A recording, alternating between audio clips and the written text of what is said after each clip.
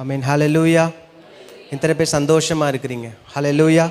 அவர் செய்த நன்மைகளை நினைத்து அவரை பாட வந்திருக்கிறோம். ஹல்லேலூயா. முதலாவது பாடலாக கூட நன்றி சொல்லி பாடுவோம் நாதன் இயேசுவின் நாமத்தை என்கிற பாடலை பாடி கர்த்தருடைய நாமத்தை மகிமைப்படுத்தும். உற்சாகமாக கைகளை தட்டி, இதுவரை காத்து வந்த தேவன், இதுவரை தப்புவித்த தேவன், இனியும் நம்மை நடத்த தப்புவிக்க அவர் போதுமானவராக இருக்கிறார்.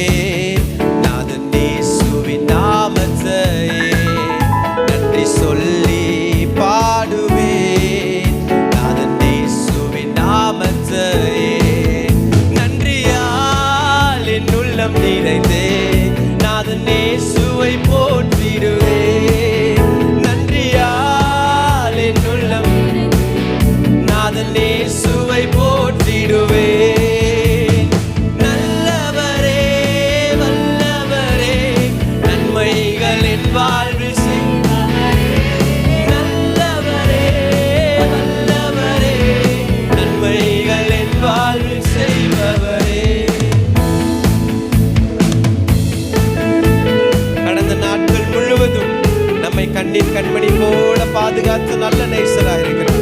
நம்முடைய கரத்தை பிடித்து வழி நடத்துகிற நல்ல தெய்வமா இருக்கிறார். கடந்த நாட்களில் முழுவதும் என்னை கண்ணின் மணி போல் காத்தாரே. கடந்த நாட்கள் முழுவதும் நம்மை கண்ணின் மணி போல் காத்தாரே. கரத்தை பிடித்து கைவிடாமல் கனிவாய் நம்மை நடத்தி, கரத்தை பிடித்து கைவிடாமல் கனிவாய் நம்மை நடத்தினாரே. நல்லவரே வல்லவரே நன்மைகள், நல்லவரே நல்லவரே நன்மைகள் என் வாழ்வில் செய்பவரே. எத்தனையோ நமக்கு முன்பாக தடையாய் எழுப்பினாலும் அந்த ஆவியானவர் நமக்கு விரோதமாக கொடுப்பிருக்கிற தேவனாயிருக்கிறார். அவர் நம்முடன் இருந்து நம் கூட நமக்கு முன்பாக சொல்லி தடைகளை உடைக்கிற தேவனாயிருக்கிறார்.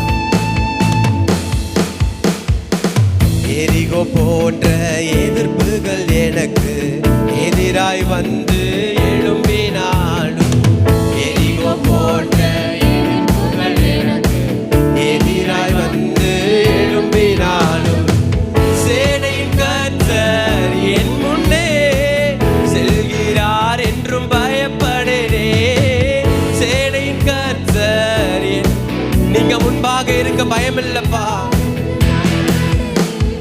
நல்லவரே வல்லவரே நன்மைகள் என் வாழ்வில், நல்லவரே வல்லவரே நன்மைகள் என் வாழ்வில் செய்பவரே.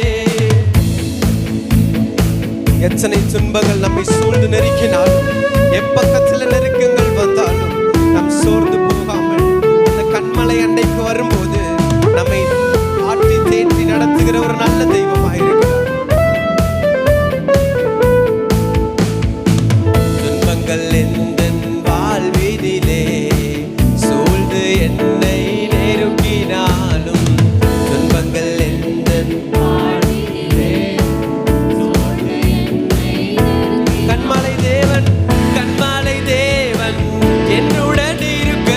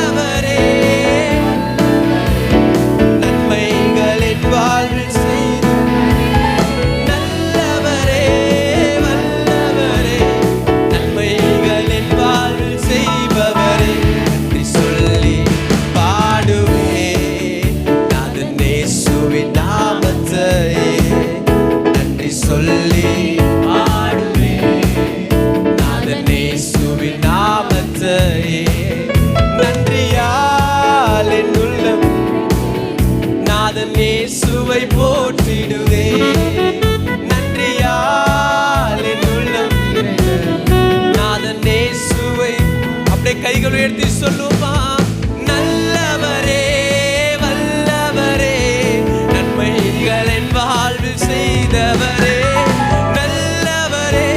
ஆண்டவர் இதுவரைக்கும் எங்களுக்கு நல்லவராக இருந்து எங்க வாழ்க்கையில் அநேக நன்மைகளை செய்தவரே, நல்லவரே வல்லவரே நன்மைகள் என் வாழ்வில்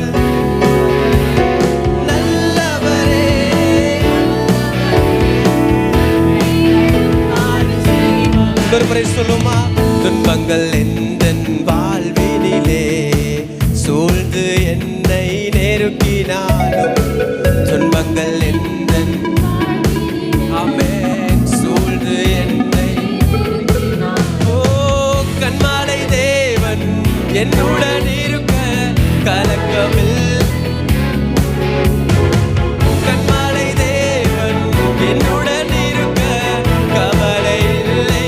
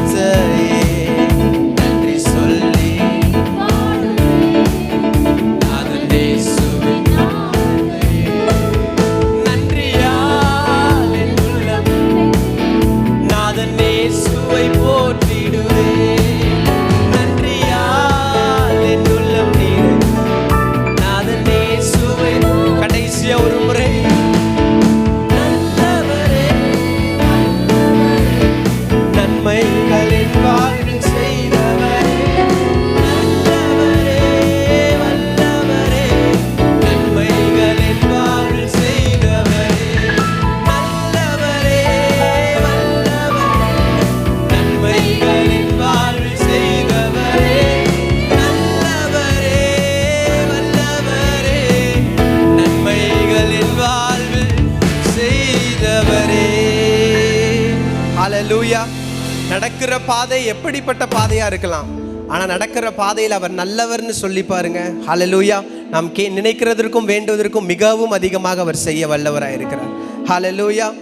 இரண்டாவது பாடலாக கூட, அநாதி தேவன் நம் அடைக்கலமாக இருக்கிறார், அவருடைய நித்திய புயங்கள் நமக்கு ஆதாரம். ஹல்லேலூயா. அவர் நம்மை மரண பரியந்தம் நம்மை நடத்துகிற தேவனாக இருக்கிறார். ஏதோ நேற்று வரை நடத்துகிற தேவன் அல்ல, இன்றைக்கு வரைக்கும் நடத்துகிற தேவன் அல்ல, முடிவாக அவர் மரண பரியந்தம் நம்மை நடத்துகிற தேவனாக இருக்கிறார். ஹல்லேலூயா. நம் கரத்தை பிடித்து நடத்துகிற தேவன். விசுவாசத்தோடு பாடி அவருடைய நாமத்தை மகிமைப்படுத்துவோம்.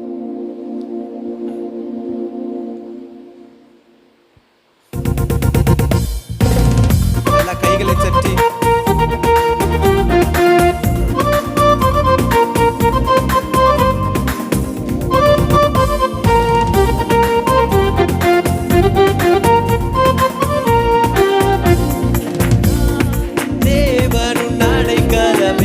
அவர் நித்திய புயங்களும் ஆதாரமே,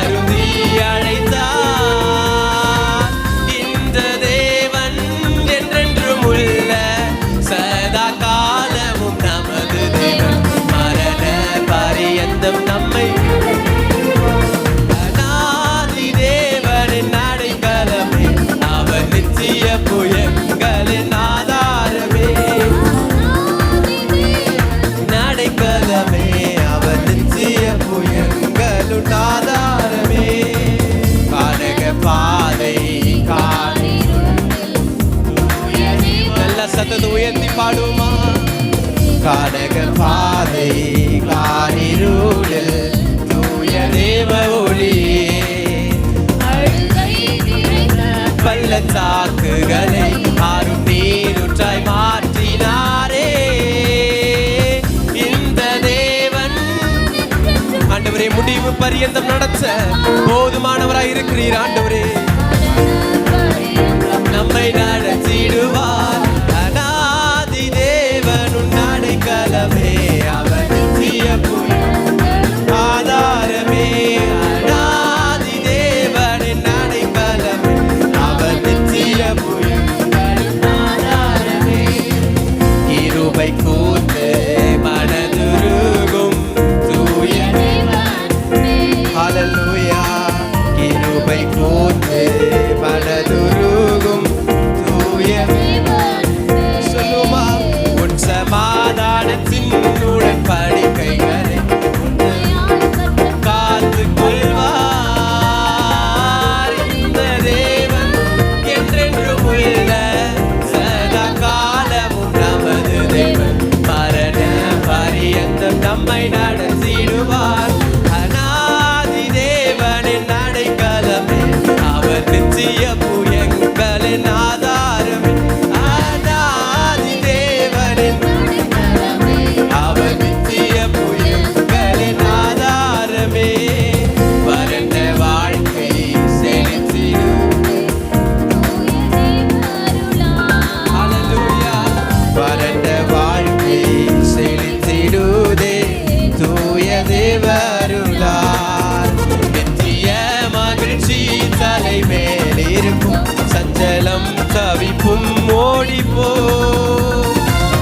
இந்த தேவன் என்றென்றும் உள்ள சதா காலமும் மரண பரியந்தம் நம்மை நடத்திடுவார். அநாதி தேவனின் அடைக்கலமே, அவர் நித்திய புயங்களின் ஆதாரமே. அநாதி தேவனின் அடைக்கலமே, அவர் நித்திய புயங்களின் ஆதாரமே.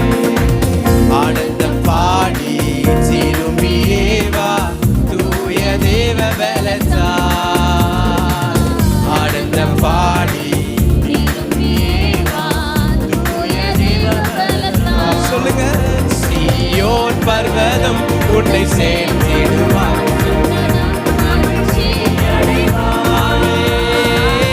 இந்த தேவன் என்றென்றும் உள்ள சதா காலமும் நமது தேவன்.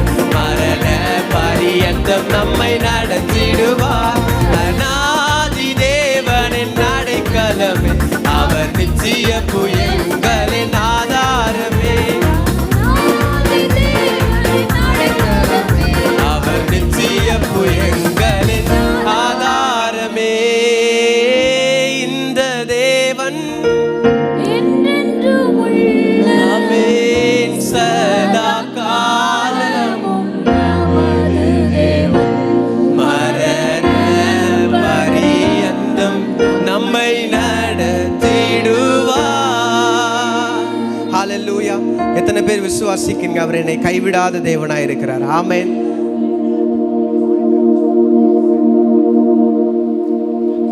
மூன்றாவது பாடலாக கூட ஒரு புதிய பாடல் நம்ம எல்லோரும் கற்றுக்கொண்டு இணைந்து பாடுவோம்.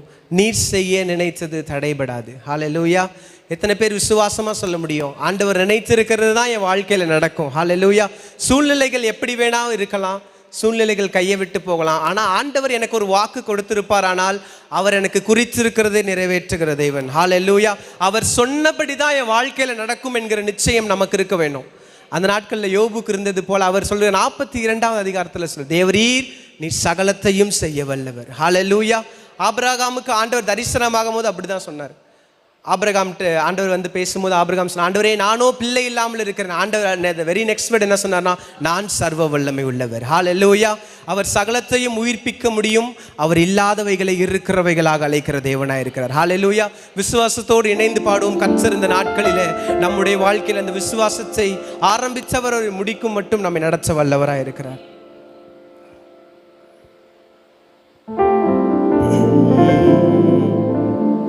நீர் செய்ய நினைத்தது தடைபடாது.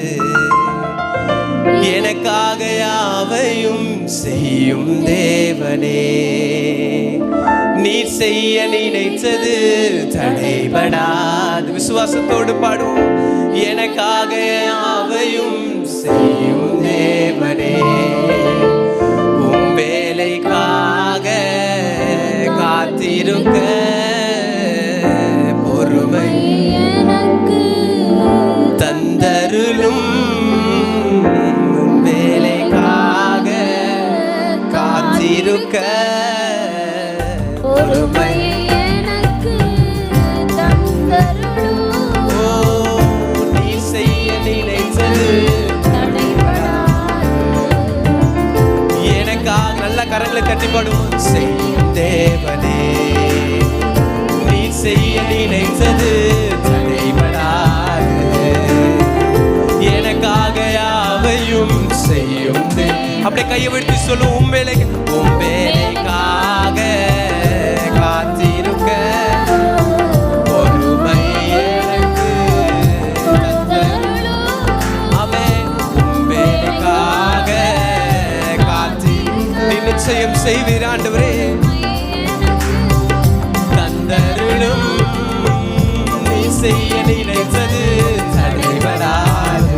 ஹல்லேலூயா. எனக்காக யாவையும் செய்யும் தேவன். இன்னொரு முறை நீர் செய்ய நினைத்தது தடைபடாது. எனக்காக யாவையும் செய்யும் தேவனே. காலங்கள் மாறலாம், சூழ்நிலைகள் மாறலாம், சுற்றி இருக்கிற மனிதர்கள் மாறலாம், ஆனா அதை மாறாத தேவன், வாக்குத்தத்தம் தந்த தேவன் உண்மையுள்ளவராக இருக்கிறாரே.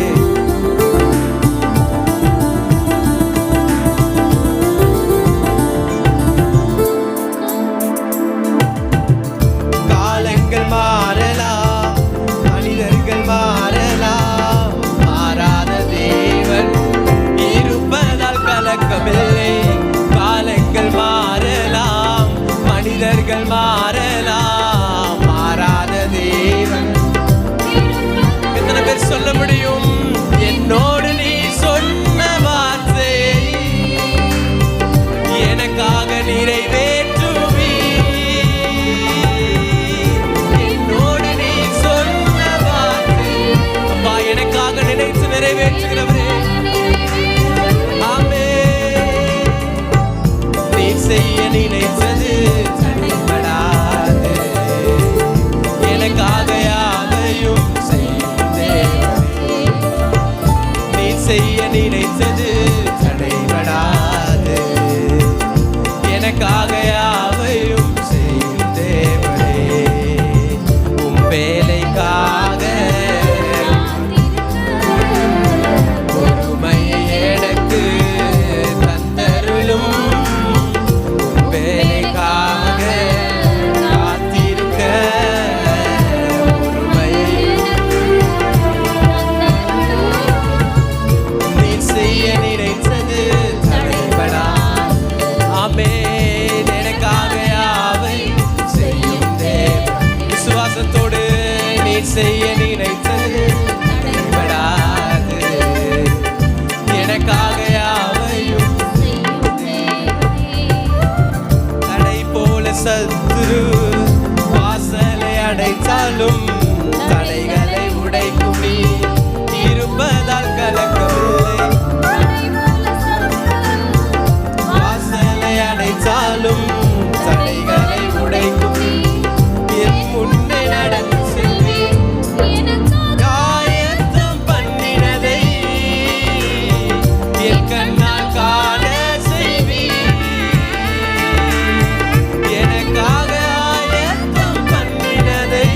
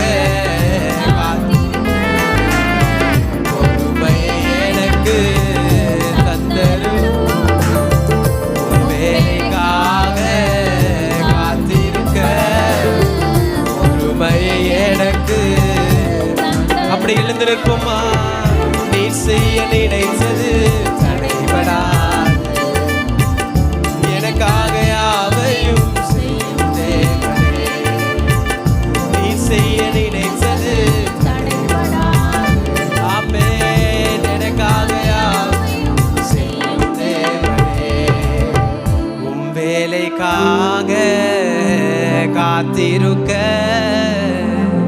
பொறுமையை எனக்கு தந்தருளும்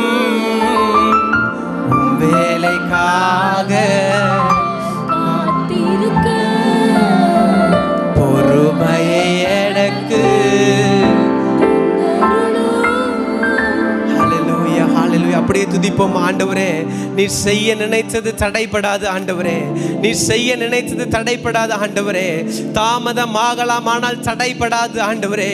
எங்களுடைய வாழ்க்கையில நீ செய்ய நினைத்தது நீ நினைத்த பிரகாரமாகவே எங்க வாழ்க்கையில நடக்கும் ஆண்டவரே. எங்க வாழ்க்கையில நீ சொன்ன பிரகாரமாகவே நடக்கும் ஆண்டவரே. ஹல்லேலூயா ஹல்லேலூயா. சத்தத்தை உயர்த்தி துதிப்போமா. ஆண்டவரே, சூழ்நிலைகள் உமக்கு முக்கியம் அல்ல ஆண்டவரே. எங்களுடைய பலன் உங்களுக்கு ஒரு பொருட்டல்ல ஆண்டவரே. நீ சொன்னதை சொன்ன பிரகாரமாகவே நிறைவேற்றி முடிக்க வல்லவராயிருக்கிறீங்க ஆண்டவரே. ஆண்டவரே, எப்படிப்பட்ட சூழ்நிலையா இருந்தாலும் உம்மை துதிக்கிறத விட்டு விடக்கூடாது ஆண்டவரே. சொல்லுமா ஆண்டவரே, இன்னும் உம்மை துதிப்பேன் ஆண்டவரே, இன்னும் உம்மை துதிப்பேன் ஆண்டவரே, இன்னும் உம்மை துதிப்பேன் ஆண்டவரே, இன்னும் உம்மை துதிப்பேன் ஆண்டவரே. ஹல்லேலூயா ஹல்லேலூயா. கர்த்தாவே, நீர் சகலத்தையும் செய்ய வல்லவர், நீர் சகலத்தையும் செய்ய வல்லவர் ஆண்டவரே. சாராளின் செத்து போன கற்பத்தை உயிர்ப்பிக்க முடியுமானால் இந்த நாட்களிலே எங்களுடைய வாழ்க்கையில செத்து போன அநேக காரியங்களை நீர் உயிர்ப்பிக்க வல்லவராய் இருக்கிறீர் ஆண்டவரே. நீர் உயிர்ப்பிக்க வல்லவராய் இருக்கிறீர் ஆண்டவரே. காரணம் நீர் சர்வ வல்லமை உள்ளவர் ஆண்டவரே.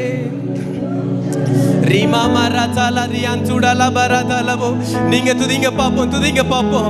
ஆண்டவரே, இதுவரை செய்தவர், இதுவரை நடத்தின தேவன், இதுவரை உதவின தேவன், இனியும் உதவ வல்லவராய் இருக்கிறீர் ஆண்டவரே, இனியும் உதவ வல்லவராய் இருக்கிறீர் ஆண்டவரே. இதுவரை எத்தனையோ நன்மைகளை செய்த ஆண்டவர், இதுவரை எத்தனையோ எங்க கண் காண செய்த ஆண்டவர். எங்க வாழ்க்கையில் எங்களை பலப்படுத்தி நீர் எங்களை சகாயம் பண்ண நல்லவராய் இருக்கிறீர் ஆண்டவரே. ஆண்டவரே, நாங்க துதி, எங்க துதி நீங்க தான் ஆண்டவரே. நாங்க உம்மை துதித்து கொண்டே இருப்போம் ஆண்டவரே. எப்படிப்பட்ட சூழ்நிலையா இருந்தாலும், நம்புவதற்கு ஏதுவல்லாத சூழ்நிலையா இருந்தாலும், ஆபிரகாம் தேவனை நம்பினான், ஆபிரகாம் தேவனை நம்பினான். இந்த காலையில் வேளையில தேவ பிள்ளைகளே, அவரை நம்பும் போது நம்மை நிலைப்படுத்துகிற தேவனாய் இருக்கிறார். அவரை நம்பும் போது நம்மை நிலைப்படுத்துகிற தேவனாய் இருக்கிறார். ஆண்டவர் விசுவாசத்தை எதிர்பார்க்கிறார். நம்முடைய வாழ்க்கையில செயல்படுகிறதற்கான விசுவாசத்தை எதிர்பார்க்கிறார். ஆண்டவரே, எங்களுக்குள்ள அந்த விசுவாசத்தை வர்த்திக்க பண்ணுங்கப்பா. ஆண்டவரே, வார்த்தை கொடுக்கப்பட்டாயிற்று, வார்த்தை கொடுக்கப்பட்டாயிற்று ஆண்டவரே. எங்களுக்கு உம்முடைய நல்வார்த்தை கொடுக்கப்பட்டாயிற்று ஆண்டவரே. அது நிறைவேறும் காலம் சமீபமாய் இருக்கிறது ஆண்டவரே. அது நிறைவேறும் காலம் சமீபமாய் இருக்குது ஆண்டவரே. அது பொய் சொல்லாது ஆண்டவரே, அது பொய் சொல்லாது ஆண்டவரே. அப்பா, நீர் மனம் மாறுகிற தேவன் அல்லப்பா. சூழ்நிலைகள் மாறல ஆண்டவரே, என்ன வேணாலும் வரல ஆண்டவரே. எங்க வாழ்க்கையில இம்மட்டும் எங்கள் ஜீவன் அழிந்து போகாமல், இம்மட்டும் நாங்கள் நிர்மூலமாகாமல் காத்து வரீங்களே ஆண்டவரே. எங்க தீபம் அணையாம காத்து வரீங்களே ஆண்டவரே. அப்பா, அவர் திட்டம் நிறைவேறும் என்கிறதற்கு ஒரே அடையாளம், இந்நாள் வரைக்கும் உங்களையும் என்னையும் ஜீவனோடு வைத்திருக்கிறார் அல்லவா. இந்நாள் வரைக்கும் ஜீவனோடு வைத்திருக்கிறார் அல்லவா. காரணம், திட்டம் நிறைவேறாமல் தீபம் அணையாது, திட்டம் நிறைவேறாமல் தீபம் அணையாது. அவர் சொன்ன வார்த்தை அவரிடத்தில் வெறுமையாய் திரும்பாது. ஆண்டவரே, எங்க வாழ்க்கையில மகிமையான காரியத்தை செய்ய நீர் வல்லவராய் இருக்கிறீர் ஆண்டவரே. சூழ்நிலைகளை அல்ல, சூழ்நிலைகளை அல்ல, இந்த வானத்தையும் பூமியும் உண்டாக்கின தேவனிடத்தை நாங்கள் நோக்கி பார்க்கிறோம் ஆண்டவரே. நாங்கள் நோக்கி பார்க்கிறோம்பா. கர்த்தாவே, நீர் சகலத்தையும் செய்ய வல்லவர் ஆண்டவரே. எங்க வாழ்க்கையில சகலத்தையும் நீர் செய்ய வல்லவர் ஆண்டவரே. எங்க வாழ்க்கையில நீர் சகலத்தையும் செய்ய வல்லவர் ஆண்டவரே. ஆண்டவர் இந்த காலை வேளையில சொல்லுகிறார், மகளே, மகனே, விசுவாசித்தால் தேவனுடைய மகிமையை காண்பீர்கள். நீங்கள் விசுவாசித்தால் மாத்திரமே தேவனுடைய மகிமை உங்க வாழ்க்கையில ஒவ்வொரு பகுதியிலும் காண முடியும். எத்தனை பேர் சொல்ல முடியும், ஆண்டவரே எந்த சூழ்நிலையா இருந்தாலும் உம்மை இன்னும் துதிப்பேன் ஆண்டவரே, உம்மை இன்னும் போற்றுவேன் ஆண்டவரே, எப்பொழுதும் உம்மை துதித்துக் கொண்டே இருப்பேன் ஆண்டவரே. சூழ்நிலை சாதகமாக இருந்தாலும் சூழ்நிலைகள் எதிராக இருந்தாலும் நடக்கும் என்கிறதற்கான அறிகுறி இல்லாம இருந்தாலும் நான் துதிக்கிறத நிறுத்த மாட்டேன் ஆண்டவரே, உம்மை உயர்த்துகிறத நிறுத்த மாட்டேன் ஆண்டவரே. காரணம் நான் கர்த்தரை நான் எக்காலத்திலும் ஸ்தோத்தரிப்பேன், அவருடைய துதி எப்பொழுதும் என் வாயில் இருக்கும்.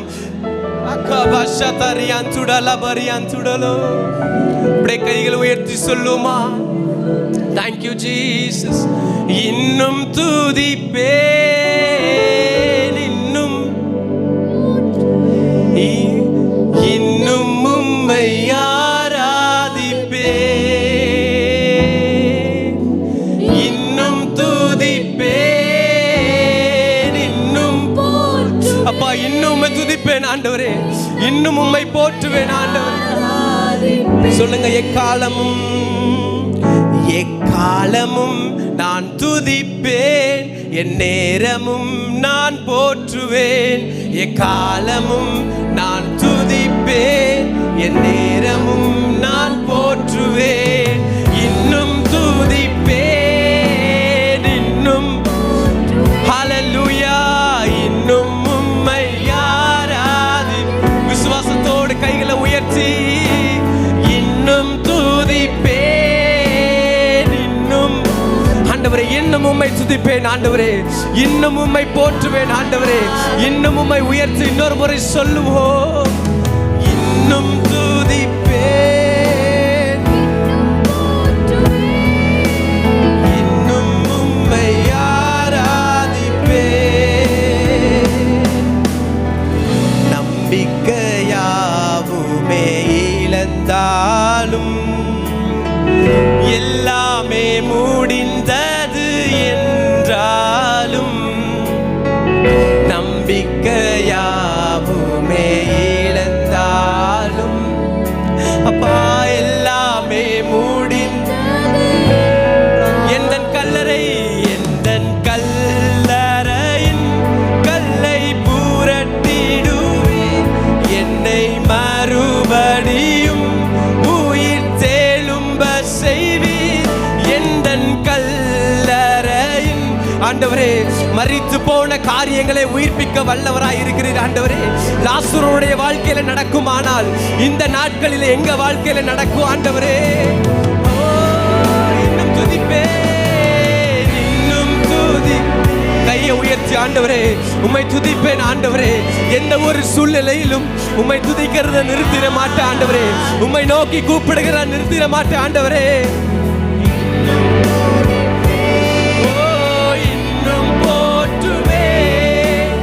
இன்னும் உம்மை ஆராதிப்பேன், சத்தத்தை உயர்த்தி இன்னும் துதி.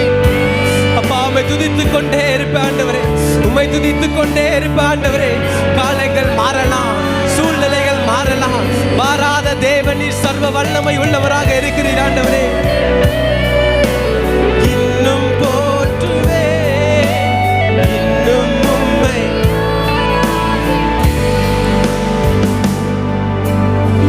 வியாதியின் வேதனை பெருகினாலும், மரணத்தின் பயம் என்னை சூழ்ந்தாலும், சொல்லுங்க ஒரு வியாதியின் வேதனை ஆண்டவரே, உள்ளத்தில் விசாரங்கள் பெருகுகையில்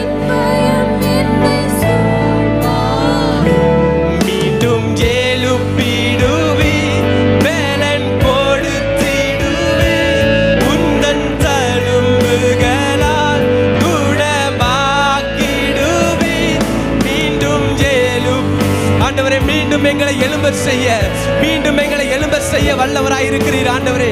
உம்முடைய கரத்தினால பிள்ளைகளை நீர் உம்முடைய தழும்புகளால குணமாக்குவீராக ஆண்டவரே. இன்னும் துதிப்பேன், இன்னும் நல்ல ரெண்டு கையை உயர்த்தி அப்பா உம்மை இன்னும் துதிப்பேன் ஆண்டவரே. இன்னும் உம்முடைய நாமத்தை உயர்த்துவேன் ஆண்டவரே, உம்முடைய நாமத்தை உயர்த்துவேன் ஆண்டவரே.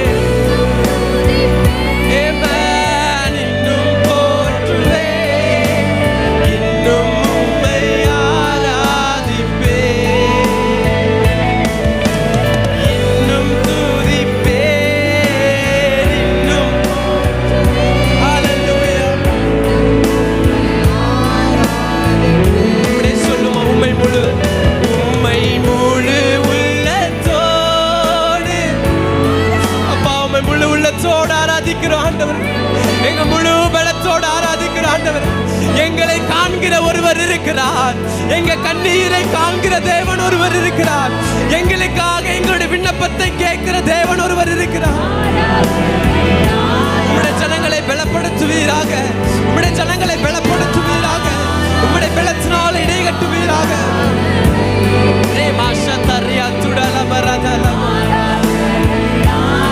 இன்னொரு சொல்லுவோம் முழு இதயத்தோடு, உம்மை முழு இதயத்தோடு ஆராதி. அப்பா, சூழ்நிலைகளை அல்லப்பா, எனக்கு எதிரிட்டு வருகிற பயங்களை அல்ல, கேள்விகளை அல்ல, உம்மையே உயர்த்தி கொண்டிருப்பேன். ஒரு உயிர்ப்பிக்கிற அபிஷேகம், ஒரு விசுவாசத்தின் வல்லமை இந்த நாள் நம்முடைய ஜனங்கள் மத்தியில கடந்து வருவதாக இயேசுவின் நாமத்தினால எல்லா மரித்த நிலைமைகளை உயிர் பெறட்டும். எல்லா மரித்த நிலைமைகளை உயிர் பெறட்டும். எல்லா வியாதிகளும் குணமாகட்டும். உம்முடைய தழும்புகளினால எல்லா கேள்விகளும் இயேசுவின் நாமத்தினால மாறட்டும் ஆண்டவரே. இந்த நாளில் ஆண்டவர் சொல்லுகிறார், பயப்படாதே, விசுவாசம் உள்ளவனாயிரு. பயப்படாதே, விசுவாசம் உள்ளவனாயிரு. விசுவாசித்தால் தேவ மகிமையை காண்பீர்கள். ஆராதனை ஆராதனை அப்பா, ஆராதனை ஆராதனை ஆராதனை ஆராதனை. நீங்க மட்டும் நினைத்து துதிக்க போறீங்க. ஆண்டவரே, என் வாழ்க்கையில என்ன சூழ்நிலைகள் வரட்டும் ஆண்டவரே, யோர்தானே பிரவாகித்து வந்தாலும் நான் நம்பிக்கையோட இருப்பேன் ஆண்டவரே. நம்பிக்கையோட அமர்ந்திருப்பேன் ஆண்டவரே. தைரியமா அமர்ந்திருப்பேன் ஆண்டவரே. காரணம், எனக்கு வாக்கு பண்ணினவர் உண்மையுள்ளவராக இருக்கிறார். வாக்கு பண்ணினவர் உண்மையுள்ளவராக இருக்கிறார். அவர் அப்படியே செய்வார் என்னுடைய வாழ்க்கையில. ஆண்டவரே, அந்த விசுவாசத்தை எங்க வாழ்க்கையில அதிகரிங்க ஆண்டவரே. அப்பா, எங்க விசுவாசத்தை அதிகரிங்க ஆண்டவரே. உம்மை துதித்துக் கொண்டே இருப்போம் ஆண்டவரே. எங்க வாழ்க்கையில் உம்முடைய நாமத்தை உயர்த்தி கொண்டே இருப்போம் ஆண்டவரே. எப்படிப்பட்ட சூழ்நிலையா இருந்தாலும் ஆண்டவரே, சிங்க கெபி ஆனாலும், அக்கினி சூளை ஆனாலும் ஆண்டவரே, நெருக்கம் ஆனாலும், எப்படிப்பட்ட செங்கடல் முன்பாக வந்து நின்றாலும் எங்களுடைய நம்பிக்கை அவராயிருக்கும். ஆனால் எனக்கு ஒரு நம்பிக்கை இருக்குமானால், என்னதான் நம்பிக்கை? எனக்கு சொல்லப்பட்ட பிரகாரமாகவே நடக்கும். எனக்கு சொல்லப்பட்ட பிரகாரமாகவே நடக்கும். அநேக நேரங்களில் நம்ம தளர்ந்து போகிற காரியம், சூழ்நிலைகளை பெரிதாய் பார்க்கிறோம். சத்துரு கொண்டு வருகிற போராட்டங்களை பெரிதாய் பார்க்கிறோம். ஆனால் எல்லாவற்றையும் காட்டிலும் என் தேவன் பெரியவராய் நடுவில் இருக்கிறார். அவர் நான் ஒடுங்கி போகிற போதெல்லாம், பயப்படுகிற போதெல்லாம், பயப்படாதே, நான் உன்னுடனே இருக்கிறேன், திகையாதே, நான் உன் தேவன் என்று சொல்லி தம்முடைய வலது கரத்தினால் என்னை தாங்குகிற தேவனாய் இருக்கிறார். ஹல்லேலூயா, ஹல்லேலூயா. அப்படியே அர்ப்பணிப்போமா?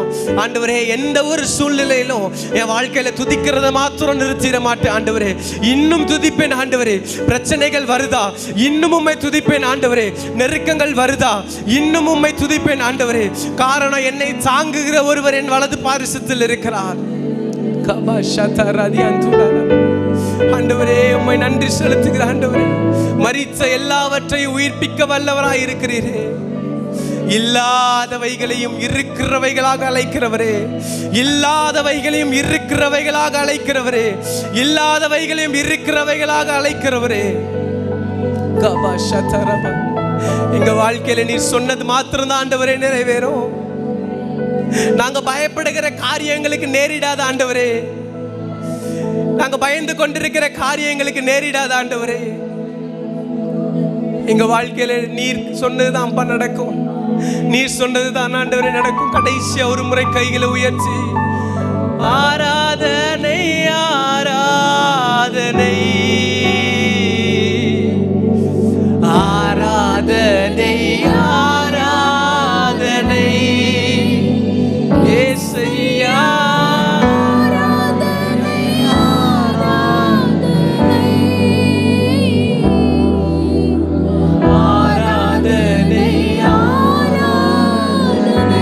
முழு உள்ளத்தோடு உம்மை முழு உள்ளத்தோடு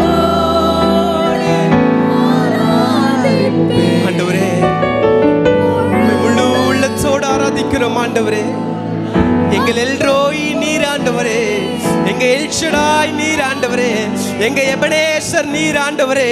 இதுவரை தாங்கி ஏந்தி சுமந்து தப்புவித்த தேவன், இனியும் நடத்த வல்லவராயிருக்கிறீரே. ஏசையா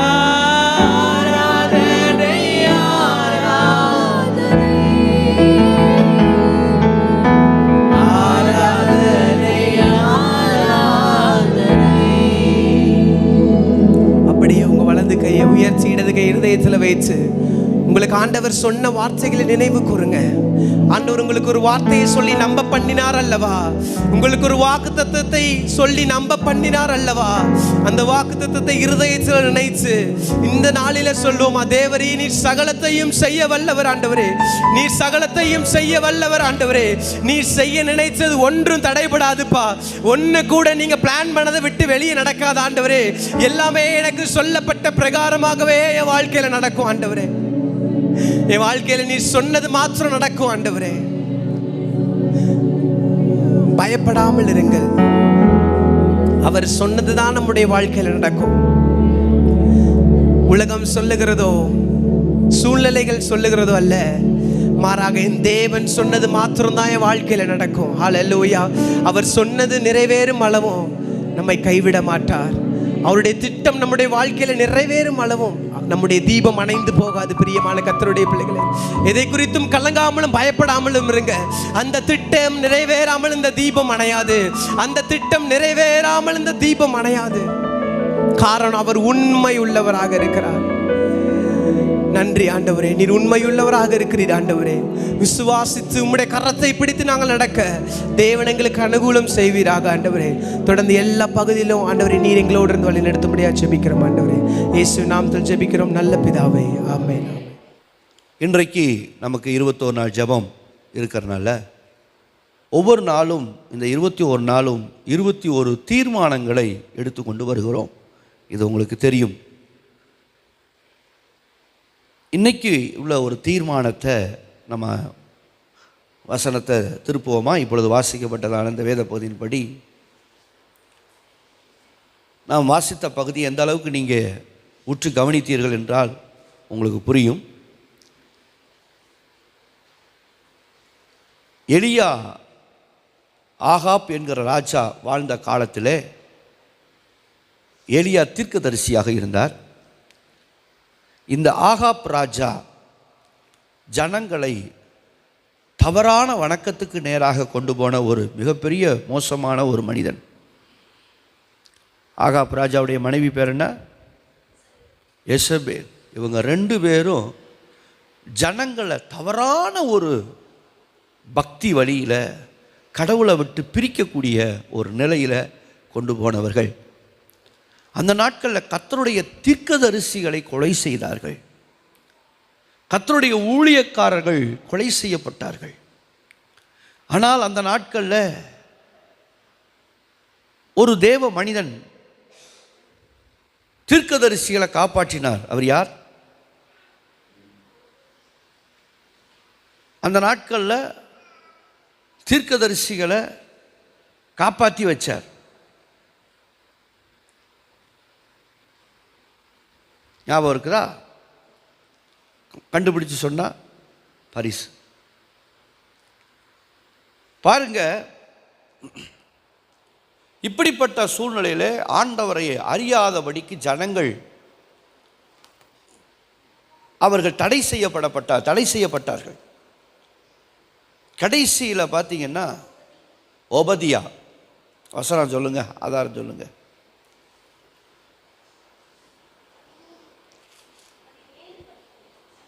ஒன்று ராஜாக்கள் 18வது அதிகாரம் 13வது வசனம் பாருங்க. யேசபேல் கர்த்தரின் தீர்க்கதரிசிகளை கொன்று போடுகிற போது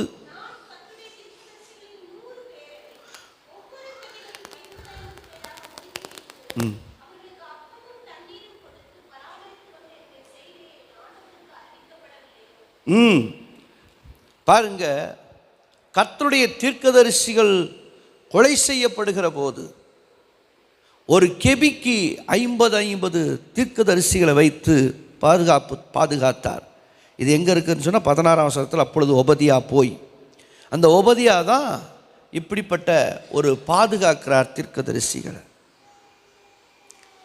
தீர்க்கதரிசிகளை பாதுகாத்த ஒரு மனிதன்.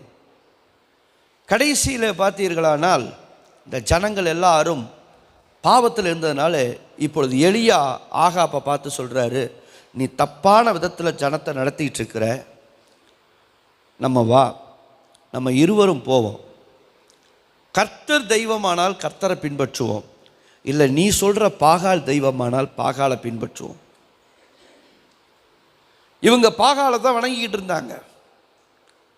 அதனால் கர்த்தர் எலியாவை கொண்டு என்ன செய்தார்னா 3 வருடமும் 6 மாதமும் பூமியில் மழை பெய்யாதபடிக்கு வானத்தை அடைத்து போட்டார். வானத்தை அடைச்சிட்டார். 3 வருஷம் 6 மாதம் மழை பெய்யவில்லை பூமியில். இப்போ தான் எலியா கூப்பிட்றார். ஏன்னா பஞ்சம் தலைவிரிச்சு ஆடுது, கேரித்து ஆற்று வற்றி போய்விட்டது. கடைசியில் ஜனங்கள் பஞ்சத்தினால சாகர நிலைமை வந்து விட்டது. இதுக்கு மேலேயும் தாங்காது. அதுக்கப்புறம் தான் எலியா போய், இப்படியே வைராக்கியமாக இருக்காத, வா, கர்த்தர் தெய்வமானால் கர்த்தரை வணங்கு, பாகால் தெய்வமானால் பாகாலை வணங்கு அப்படின்னு சொல்லி ஒரு மிகப்பெரிய ஒரு சவால் கர்மேல் பர்வதத்திலே நடக்கிறது. என்ன சவால் அப்படின்னா, நீங்கள்லாம் மெஜாரிட்டியாக இருக்கீங்க, பாகாலை வழிபடுறீங்க, நீங்கள்லாம் மெஜாரிட்டியாக இருக்கிறீங்க, அதனால் நீங்கள் ஒரு ஒரு ஒரு மாட்டை தேர்ந்தெடுத்து அதை பலி செலுத்துங்க.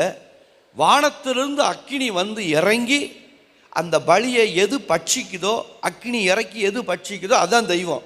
பாகால் இறக்குனா பாகால் தெய்வம், கர்த்தர் இறக்குனா கர்த்தர் தெய்வம் அப்படின்னு சொல்லி இப்படி ஒரு சவால் வைக்கப்பட்டது. அப்போ பாகாலுடைய தீர்க்கதரிசிகள் எல்லாம் இதெல்லாம் ஓகே, இதுக்கு இந்த டீலிங்க்கு ஒத்துக்கிட்டாங்க. இதை 26 வாசிக்கிறோம். 26ஆம் வசனத்தில் இப்போ கடைசியில் பாருங்கள், தங்களுக்கு கொடுக்கப்பட்ட காளையை அவர்கள் வாங்கி அதை ஆயத்தம் பண்ணி, பாகாலே எங்களுக்கு உத்தரவு அருளும் என்று காலை தொடங்கி மத்தியானம் மட்டும் பாகாலின் நாமத்தை சொல்லி கூப்பிட்டார்கள். 26 18ஆவது வசனம், 18 26ஆவது வசனம், மத்தியானம் வரைக்கும் கூப்பிட்டார்கள், ஒரு சத்தமும் வரலை. அதுக்கப்புறம் பார்த்தீங்கன்னு சொன்னால் மறு உத்தரவு கொடுப்பாரும் இல்லை. அவர்கள் கட்டின வழிபடத்திற்கு எதிரே குதித்து ஆடினார்கள். பாகாலே இறங்கு இறங்கு இறங்கு இறங்கி வா, அக்கினி இறங்கட்டும் அப்படின்னு சொல்லி பார்த்தாங்க, நடக்கலை. அதுக்கப்புறம் கத்தி பார்த்தா அதுவும் நடக்கலை. அதுக்கப்புறம் குதிச்சு பார்த்தா அப்பவும் நடக்கலை. அதுக்கப்புறம் என்ன பண்ணுறான், 28 உரத்த சத்தமாய் கூப்பிட்டு பார்த்தான். அதுக்கப்புறம் பார்த்தீங்கன்னா தங்கள் வழக்கத்தின்படி அவன் எப்படி ஆராய்ச்சிருக்கான் பாருங்க. அது வழக்கம், இரத்தம் தங்கள் மேல் வடியும் மட்டும் கத்திகளாலும் ஈட்டிகளாலும் தங்களை கீறி கொண்டார்கள். நல்லா கவனிங்க, ஈட்டிகளாலும் கத்திகளாலும் தங்களை கீறி கொண்டார்கள். இன்னைக்கு இதுதாங்க, இந்த முறை தான் இன்னைக்கு இருக்கிற நம்முடைய சகோதரர்கள் செய்கிற அழகு குத்துகிறார்கள் அல்லவா. அழகு குத்துறாங்க பாருங்க, நேர்த்திக்கடன் செலுத்துறாங்க பாருங்க, அழகு குத்துற நேர்த்திக்கடன், இதெல்லாம் இதிலிருந்து உருவானது தான். அழகு குத்துறது, இடுப்பு முதுகில் கொக்கியை மாட்டி தேர் இழுக்கிறது, இதெல்லாம் இதிலிருந்து வந்தது தான். பாருங்க, அவங்க தங்க உடம்பை கீறிக்கிறாங்க, ரத்தத்தை சிந்த வைக்கிறாங்க. ஆனால் கடைசி வரைக்கும் பார்த்தீங்கன்னு சொன்னால் நடக்கவே இல்லை. மத்தியான வேலை சென்ற பின்பு அந்தி பலி செலுத்தும் நேரமட்டமாக சன்னதம் சொல்லிக்கொண்டு அவங்க மந்திரத்தை சொல்லிக்கிட்டே இருக்கிறாங்க, பாகாலே வா வான்னு சொல்லிக்கிட்டே இருக்காங்க. ஆனால் ஒரு சத்தமும் பிறக்கவில்லை, மறு உத்தரவும் கொடுப்பாரும் இல்லை, கவனிப்பாரும் இல்லை. ஒரு சத்தமும் அல்ல, மறு உத்தரவும் இல்லை, இவங்க கத்துறதை கவனிக்கவும் இல்லை. இது எது வரைக்கும் போகுது, சாயந்தரம் வரைக்கும் இது நடக்குது. காலையில் தொடங்கி சாயந்தரம் வரைக்கும் இவங்க போராடுறாங்க, பாகால வணங்குறவங்க. ஆனால் பிறகுதான் அந்திப்பழி, மாலை நேரம், அந்தி என்றால் ஒரு சமஸ்கிருத வார்த்தை, அந்தி பலி செலுத்தும் நேரம், மாலை நேரம் வந்தது. அப்பதான் எலியா என் கிட்டே வாருங்கள் என்று கூப்பிடுகிறார். அல்லேலூயா. எலியா சொன்னபடியே அந்த பலிபீடத்தை கட்டுகிறார். முதல்ல ஒரு பலிபீடத்தை செப்பனிடுகிறார். பலிபீடம் செப்பனிடப்பட வேண்டும். அந்த பலிபீடத்தை செப்பனிட்டு விறகுகளை அடுக்கி, காளைகளை சந்து சந்தாக துண்டித்து அதை அடுக்கி, நல்ல 12 தண்ணீரை அந்த பலியின் மேலே ஊற்றுகிறார், விறகுல ஊற்றுகிறார். ஊற்றிட்டு ஒரே ஒரு ஜெபம் சொல்லுகிறார். நல்லா பாருங்க, நம்ம ஆண்டவரிடத்தில் அவர் செலுத்துகிற அந்த அந்த வார்த்தையை பாருங்க. அந்திப்பலி 36ஆம் வசனம். அந்திப்பலி செலுத்தும் நேரத்திலே தீர்க்கதரிசியாக எலியா வந்து, ஆபிரகாமுக்கும் ஈசாக்குக்கும் யாக்கோபுக்கும் தேவனாகிய கர்த்தாவே, இஸ்ரவேலிலே நீ தேவன் என்றும், எப்படி ஒரு அர்த்தத்தோடு பேசுகிறார் பாருங்க. இஸ்ரவேலிலே நீர்தான் தேவன் என்றும், நான் உம்முடைய ஊழியக்காரன் என்றும், நான் இந்த காரியங்கள் எல்லாம் உமது வார்த்தையின்படி செய்தேன் என்றும் இன்றைக்கு இதை விளங்கப்படும். 3 காரியத்தை சொல்றார். இஸ்ரவேலிலே நீர்தான் தேவன், அந்த தேவனுக்கு நான் தான் ஊழியக்காரன், இதையெல்லாம் உங்கள் வார்த்தையின்படி தான் நான் செஞ்சேன். எவ்வளோ ஒரு அர்த்தம், எவ்வளோ ஒரு பொருத்தமான ஒரு வார்த்தை. எப்போவுமே நம்ம ஆண்டவர்கிட்ட ஒரு அர்த்தமுள்ள ஒரு ஜெபம் எப்போவுமே நம்ம செய்ய கடமைப்பட்டிருக்கிறோம். அல்லேலூயா. ஒரு அர்த்தத்தோடு கூடிய ஒரு ஜெபம். எவ்வளோ தெளிவாக சொல்கிறாரு பாருங்க. எவ்வளோ நேரம் ஜெபம் பண்ணுறோம்னு இல்லை, அதை நம்ம அந்த ஜெபத்தை தரமாக எப்படி வார்த்தை, ஆண்டவருக்கு பிரியமான வார்த்தை. அவர் சொல்கிறார், நீர்தான் இந்த ஜனங்களுக்கு தேவன், நீதான் தேவன், இந்த தேவனுக்கு நான் தான் ஊழியக்காரன். எவ்வளோ ஒரு கான்ஃபிடென்ட்.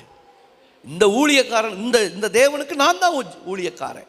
இதையெல்லாம் என் வார்த்தையின்படி செய்யலை, உங்கள் வார்த்தையின்படி தான் செஞ்சேன். இதை இந்த ஜனம் அறியும்படி நீர் கேட்டருளும் என்று ஒரே ஒரு நிமிஷத்தில் ஒரு பிரார்த்தனை பண்ணினான். அப்பொழுது 38 கர்த்தரிடத்திலிருந்து அக்கினி இறங்கி அது அந்த சர்வாங்க தகன பலியையும் விறகுகளையும் கற்களையும் மண்ணையும் பட்சித்து வாய்க்கால் இந்த தண்ணீரையும் நக்கி போட்டது. ஜனங்கள் எல்லாரும் இதை கண்டபோது முகங்குப்புற விழுந்து கர்த்தரே தெய்வம், கர்த்தரே தெய்வம் என்றார்கள். அல்லேலூயா. அன்னைக்கு தாங்க கர்த்தரே தெய்வம் என்று ஜனங்கள் சொல்ல ஆரம்பித்தார்கள்.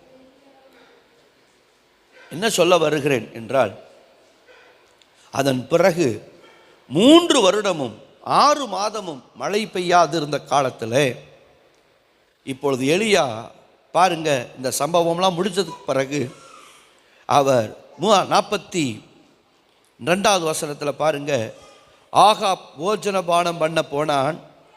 பின்பு எலியா கர்மேல் பர்வதத்தினுடைய சிகரத்தின் மேல் ஏறி, எல்லாம் கவனிங்க, ஒரு ஊழியக்காரருடைய வேலையை பாருங்க. ஏன்னா காலையிலேருந்து இவங்க வேலை செஞ்சுட்டு இருக்கிறாங்க, காலையிலேருந்து கர்மேல் பருவத்தில் நிற்கிறாங்க. இப்போ கர்மேல் பருவத்தில் நிற்கிறப்ப சாயந்தரம் ஆயிடுச்சு. இப்போ அந்த ஃபைனல் ஜட்ஜ்மெண்ட் முடிஞ்சு சாயந்தரம் ஆயிடுச்சு. இப்போ ஆகாப்புக்கு பசி எடுத்துருச்சு. ஆகாப் பசி நிமித்தம் அவன் சாப்பிட்றதுக்கு போயிட்டான். ஆனால் ஊழியக்காரன் அவன் சாப்பிட போகலை. வசனம் சொல்லுது, அதுக்கு மேலே கர்மேல் பருவத்தில் இருக்கிற இன்னொரு உயரமான சிகரத்துக்கு மேலே ஏறி, எலியா சாப்பிட போகலைங்க, மறுபடியும் உயர்ந்த சிகரத்துக்கு ஏறி அவன் என்ன செய்கிறார் என்றால், தரையிலே பணிந்து தன் முகம் தன் முழங்காலில் பட குனிந்து. இதை நீங்கள் செஞ்சு பாருங்க, செய்யவே முடியாது, ரொம்ப கஷ்டம். இது முழங்கால் போட்டு நடக்கிறதில்ல, நின்றுக்கிட்டே இந்த முகம், இந்த நெத்தி இருக்கு பார்த்தீங்களா, இந்த நெத்தியை முட்டியில் வச்சு ஜெபம் பண்ணி இருக்கிறாருங்க நின்றுக்கிட்டே. இதை நீங்கள் வீட்டில் செஞ்சு பாருங்க, செய்யவே முடியாது. இந்த நெத்தி இந்த முட்டியில் வச்சு ஜெபம் பண்ணியிருக்கிறார் நின்று கொண்டு. என்ன சொல்ல வர்றேன்னா கர்த்தருடைய பிள்ளைகளே, இந்த 21 நாள் ஜெபத்தில் நாம் எடுக்கிற தீர்மானத்தில் இன்னைக்குரிய தீர்மானம் என்னன்னா, ஜெபம் என்பது கிரயமில்லாமல் ஜெபிக்கிற ஜெபம் பலன் அளிக்காது. ஒரு ஜெபத்துக்கு ஒரு கிரயம் செலுத்தியே ஆக வேண்டும். ஜெபத்துக்கு ஒரு கிரயம் செலுத்தாமல் அந்த ஜெபம் பலனுள்ள ஜெபமாக மாறாது. அல்லேலூயா. நாம் ஜெபம் என்கிறது, நாம் இப்போ ஆலயத்தில் உட்கார்ந்து ஜெபம் பண்ணுறோம், ஆனாலும் நம்முடைய தனி ஜெபம் என்பது கிரயம் செலுத்துகிற ஜெபமாக இருக்க வேண்டும். பரிசுத்த வேதாகமத்தில் அநேக பேர் கண்ணீரை கிரயமாக்கி இருக்கிறார்கள். பரிசுத்த வேதாகமத்தில் அநேகர் பார்த்தீங்கன்னு சொன்னால் உபவாசம், சாப்பாடை கிரயம் பண்ணி இருக்கிறாங்க. புசியாமல் குடியாமல் இருந்து, சாப்பிடாம குடியாமல் இருந்து ஜபத்தில் கிரயம் பண்ணி இருக்கிறாங்க. ஆக இன்றைக்கு நம்முடைய தீர்மானம், இந்த 7வது நாள் நம்ம எடுக்கிற தீர்மானம் என்னென்ன? கிரயத்தோடு கூடிய ஒரு ஜப வாழ்க்கை நமக்கு வேண்டும் என்று நாம் தீர்மானம் செய்கிறோம். அல்லேலூயா. இனிய வாழ்க்கையில் ஆண்டவரே, ஒரு கிரயம் இல்லாமல் ஜெபிக்கிற ஜபம் பலன் அளிக்காது. எனவே ஒரு ஜபத்தில் கிரயம் செலுத்த எனக்கு கிருபை தாரும். அதுக்காக நம்ம ஒரு தீர்மானம் எடுக்க போகிறோம். இனிமே ஜபத்தில் உட்காந்துக்கிட்டு முழங்கால் போடாமல் நல்லா சம்மணம் போட்டு உட்காந்துக்கிட்டு கொட்டன்னு அப்படியே பார்த்துக்கிட்டு அதெல்லாம் இல்லைங்க. அப்படிப்பட்ட ஜபல் இன்றைக்கி பார்த்தீங்கன்னா 3 வருஷம் 6 மாதம் மழை பெய்யலை. ஆனால் எலியாவின் கிரயமுள்ள ஜபம், எலியா சொல்கிறார், ஆகாப் ராஜா ரதத்தை பூட்டிட்டு ஓடு, சீக்கிரம் ஓடு, மழை வரப்போகிறது. 3 வருஷம் 6 மாதம் மழை பெய்யலை. ஆனால் இந்த ஊழியக்கார் தைரியமாக சொல்கிறார், வானத்தில் ஒரு மாற்றமும் இல்லை, வானத்தில் மேகம் இல்லை, எதுவும் இல்லை. ஆனாலும் ஆகாப்பை பார்த்து சொல்கிறார், ரதத்தை பூட்டிட்டு கிளம்பு, பெருமழை வரப்போகிறது, பெருமழை வரப்போகுது. கர்த்தர் தான் தெய்வம் என்று நிரூபணம் பண்ணியாச்சு. அதனால் இன்னைக்கு பெருமழை வரப்போகுது, புறப்பட்டு போ அப்படிங்கிறார். புறப்பட்டு போன்னு சொல்லிட்டு அந்த மழைக்காக எலியா தன் நின்று கொண்டு தன்னுடைய நெத்தி முழங்காலில் பட ஒரு கிரயமுள்ள ஒரு ஜபத்தை எலியா ஏறெடுத்தார். இன்னைக்கும் ஒரு எழுப்புதல் மழையை பார்க்கணும்னு சொன்னால் சபை ஒரு கிரயமுள்ள ஜபத்தை செய்ய வேண்டும். ஜபத்தில் ஒரு கிரயம் இருக்க வேண்டும். ஜபத்தில் ஒரு கிரயம் செலுத்துதல் இருக்க வேண்டும். ஆண்டவராய் இயேசு கிறிஸ்து நம்மை மீட்பதற்கு தன் இரத்தத்தை கிரயம் பண்ணினார். நம்மை மீட்பதற்காக தன் இரத்தத்தை கிரயம் பண்ணி நம்மை விலைக்கு வாங்கினார். நீங்களும் நானும் விலைக்கு வாங்கப்பட்டவர்கள். ஏதோ ஒரு இன்ஸ்பிரேஷனில் வந்தவங்க அல்ல, ஏதோ ஒரு எமோஷனலில் வந்தவங்க அல்ல. கர்த்தர் உங்களை என்னையும் தன்னுடைய சுய ரத்தத்தினாலே நம்மளை விலைக்கு வாங்கி கொண்டு வந்து இந்த மந்தையிலே சேர்த்திருக்கிறார். அல்லேலூயா, அல்லேலூயா. வாழ்க்கை முழுவதும் என் துணையானாரே, ஜெபிக்கும் போதெல்லாம் என் பதிலானாரே. வாழ்க்கை முழுவதும் என் துணையானாரே, ஆராதிப்போமே அவரை முழு மனதாய், ஆராதிப்போமே அவரை தலைமுறையாய், ஆராதிப்போமே அவரை முழு மனதாய், ஆராதிப்போமே அவரை தலைமுறையாய். பெருமையானதை முன்னறிந்ததால் தேடி வந்து என் பட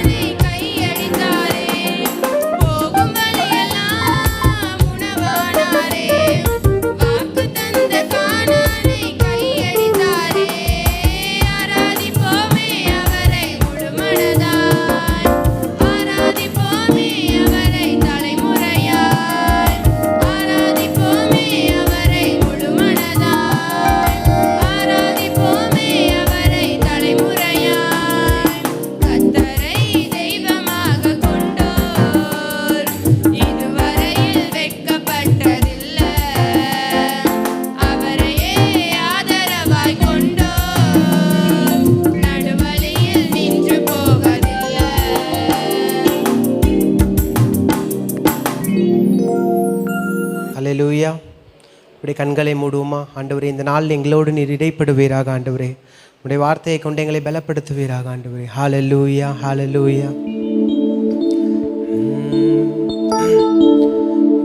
கலங்காதே திகையாதே மனமே, நான் உன்னுடன் இருக்க பயமே. கலங்காதே திகையாதே மனமே, நான் உன்னுடன் இருக்க பயமே. அற்புதங்கள் நான் செய்திடுவேன், அற்புதங்கள் நான் செய்திடுவேன். உன்னை அதிசயமாய் நடத்திடுவேன், உன்னை அதிசயமாய் நான் நடத்திடுவேன். நான் உன்னை விட்டு விலகுவேன், நான் உன்னை என்றும் கைவிடுவதில்லை, உன்னை விட்டு விலகுவதில்லை, நான் உன்னை என்றும் கைவிடுவதில்லை. ஆமாம் ஆண்டவரே, நாங்கள் கலங்காமல் உண்மை நம்பி இருக்க கிருபை தாங்க ஆண்டவரே. இந்த நாளில் இந்த வார்த்தையை கொண்டு உம்முடைய ஜனங்களோடு இடைப்படுவீராக ஆண்டவரே. நீர் பேசும் நாங்கள் அடியே நாங்கள் கேட்கிறோம் ஆண்டவரே. இயேசுவின் நாமத்தில் ஜெபிக்கிறோம் நல்ல பிதாவே, ஆமேன், ஆமேன், ஆமேன். அப்படியே நம்முடைய வேதாகமத்தை திருப்பிக் கொள்ளுவோம். இந்த நாளின் பிரசங்கத்திற்கு ஆதாரமாக லூக்கா எழுதின சுவிசேஷ புஸ்தகம் 8வது அதிகாரம் 50வது வசனம்.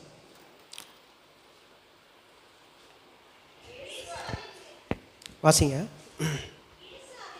இயேசு அதை கேட்டு, பயப்படாது, விசுவாசம் உள்ளவனாயிரு, அப்பொழுது அவள் ரட்சிக்கப்படுவாள் என்றார். ஹல்லேலூயா, ஹல்லேலூயா. ஆண்டவர் இந்த நாளில் உங்கள் ஒவ்வொருவரையும் பார்த்து சொல்லுகிற வார்த்தை, பயப்படாதே, விசுவாசம் உள்ளவனாயிரு. ஹல்லேலூயா. ஆண்டவர் நம்மளை பார்த்து தான் சொல்லுகிறார், பயப்படாதே இருங்கள், விசுவாசம் உள்ளவராயிருங்கள். இந்த சூழ்நிலைகள் நம்ம அநேகருக்கு தெரிந்திருந்த சூழ்நிலைகள் தான். யாரை நோக்கி சொல்லுகிறார் என்றால், ஜெபாலே தலைவனாகிய யவீருவை நோக்கி ஆண்டவர் சொல்லுகிறார். ஏன் அப்படின்னா, அந்த யவீரு ஒரு நார்மலான சூழ்நிலை இருக்கார் அப்படின்னா கிடையாது. எல்லா சூழ்நிலைகளுமே தலைகீழாக இருக்குது யவீருவனுடைய வாழ்க்கையில். ஆனால் எல்லா சூழ்நிலைகளையும் அறிந்த தேவன் சொல்லுகிறார், பயப்படாதே, நீ விசுவாசம் உள்ளவனாயிரு. ஹல்லேலூயா. அவர் யவீருடைய அவர்கிட்ட வந்தோடனே சொல்லவில்லை அவர், மாறாக முந்தின வசனம் வாசிங்க அப்படின்னா தெரியும். முந்தின வசனம் வாசிங்க பார்க்கலாம். அவர் இப்படி பேசிக்கொண்டிருக்கையில், வாசிங்க, ஒருவன் வந்து அவனை நோக்கி, வருத்தப்படுத்த வேண்டாம் என்றார்கள். அவன் ஆண்டவர்கிட்ட வந்த காரியம், ஆண்டவரே, என்னுடைய மகள் மரண வேதனைப்படுகிறாள், மரணத்திற்கு ஏதுவான காரியம் அவருடைய வாழ்க்கையில் நடந்து கொண்டிருக்குது ஆண்டவரே, நீங்கள் வாங்கன்னு சொல்லி ஆண்டவர் அழைக்கிறதற்காக வருகிறான். ஆனால் அந்த சூழ்நிலைகளை சுற்றி ஜனங்கள் நெருக்கி கொண்டிருக்கிறார்கள். ஆண்டவர் அந்த வேளையில் தான் அந்த 12 வருட பெரும்பாடுள்ள ஸ்திரீக்கு சுகம் கொடுத்து அவளோடு பேசி கொண்டிருக்கிற போதே யவீரு காத்து கொண்டே இருக்கிறான், ஆண்டவருடைய முகத்தை பார்த்து கொண்டு. ஏன்னா அந்த வசனத்தை பகுதியை வீட்டில் போய் 40வது வசனத்திலேருந்து கடைசி வரைக்கும் நீங்கள் வசத்து பார்த்தீங்கன்னா, யவீரு ஆண்டவரையே பார்த்து கொண்டிருக்கிறான், ஆண்டவரை விட்டு விலகாமல் ஆண்டவரோடே இருக்கிறான். ஆனால் அந்த நேரத்தில் தான் வீட்டிலேருந்து ஒரு செய்தி வருது. அவனை சார்ந்தவர்கள் சொல்லுகிறார்கள், இனிமே நீ ஆண்டவர் நீங்கள் என்ன பண்ண வேணாம், போதகரை நீங்கள் வருத்தப்படுத்த வேணாம். சில நேரத்தில் நமக்கு சூழ்நிலை அப்படி தான் வரும். நாளைக்கு இந்த வேலையை முடிக்க வேண்டும் என்றால் நம்ம என்ன பண்ணுவோம், அந்த டியூ டேட் தாண்டோன்னே நம்ம என்ன செய்வோம், சரி இனிமே இதுக்கான பதில் வராது போல, இனிமே இதுக்கான ஒரு ஒத்தாசை நமக்கு கிடைக்காது போல, இனிமே இந்த ஜெபத்திற்கான ஒரு பதில் வராது போல அநேக காரியங்களை நாம் விட்டோம் அவருடைய பாதத்தில் வைக்காமல். ஆனால் ஆண்டவர் எப்போ சொன்னார்னா, அந்த வசனத்தை அவர் கேட்ட உடனே நம்மை சுற்றி சொல்லுகிற ஒவ்வொரு காரியத்தையும் அவர் கேட்டுக்கொண்டிருக்கிறார். ஹல்லேலூயா. ஏன்னா அந்த பாதையில் என்னோடு டிராவல் பண்ணுகிற ஒரு தேவன் என்னை சுற்றி என்னை குறித்து சொல்லுகிற ஒவ்வொரு காரியத்தையும் கேட்டுக்கொண்டிருக்கிறார். சுற்றி இருக்கிறவர்கள் எல்லாரும் யவீருவை குறித்து சொன்னார்கள், எல்லாம் முடிந்தது என்று சொன்னார்கள். சொன்னா, உன் மகள் மரித்து போனாள். அவன் அடுத்த விஷயம் என்ன பண்ணியிருக்கணும், ஆண்டவரே மகள் மரித்து போனாள், நான் போயிட்டு வரேன் அப்படின்னு சொல்லிட்டு கிளம்பி இருக்கணும். நம்மளான்னா அந்த சூழ்நிலையில் அப்படி தான் பண்ணியிருப்போம். சரி ஆண்டவரே, அடுத்து அடக்க ஆராதனைக்கான காரியங்களை பார்க்குறேன்னு சொல்லிட்டு. ஆனால் எவ்விரு ஆண்டவருடைய வார்த்தையை கேட்டு அங்கேயே தரிச்சு நிற்கிறான். அடுத்த செகண்ட் ஆண்டவர் அவனை பார்த்து சொல்லுகிறார், பயப்படாதே, விசுவாசம் உள்ளவனாயிரு. ஹல்லேலூயா.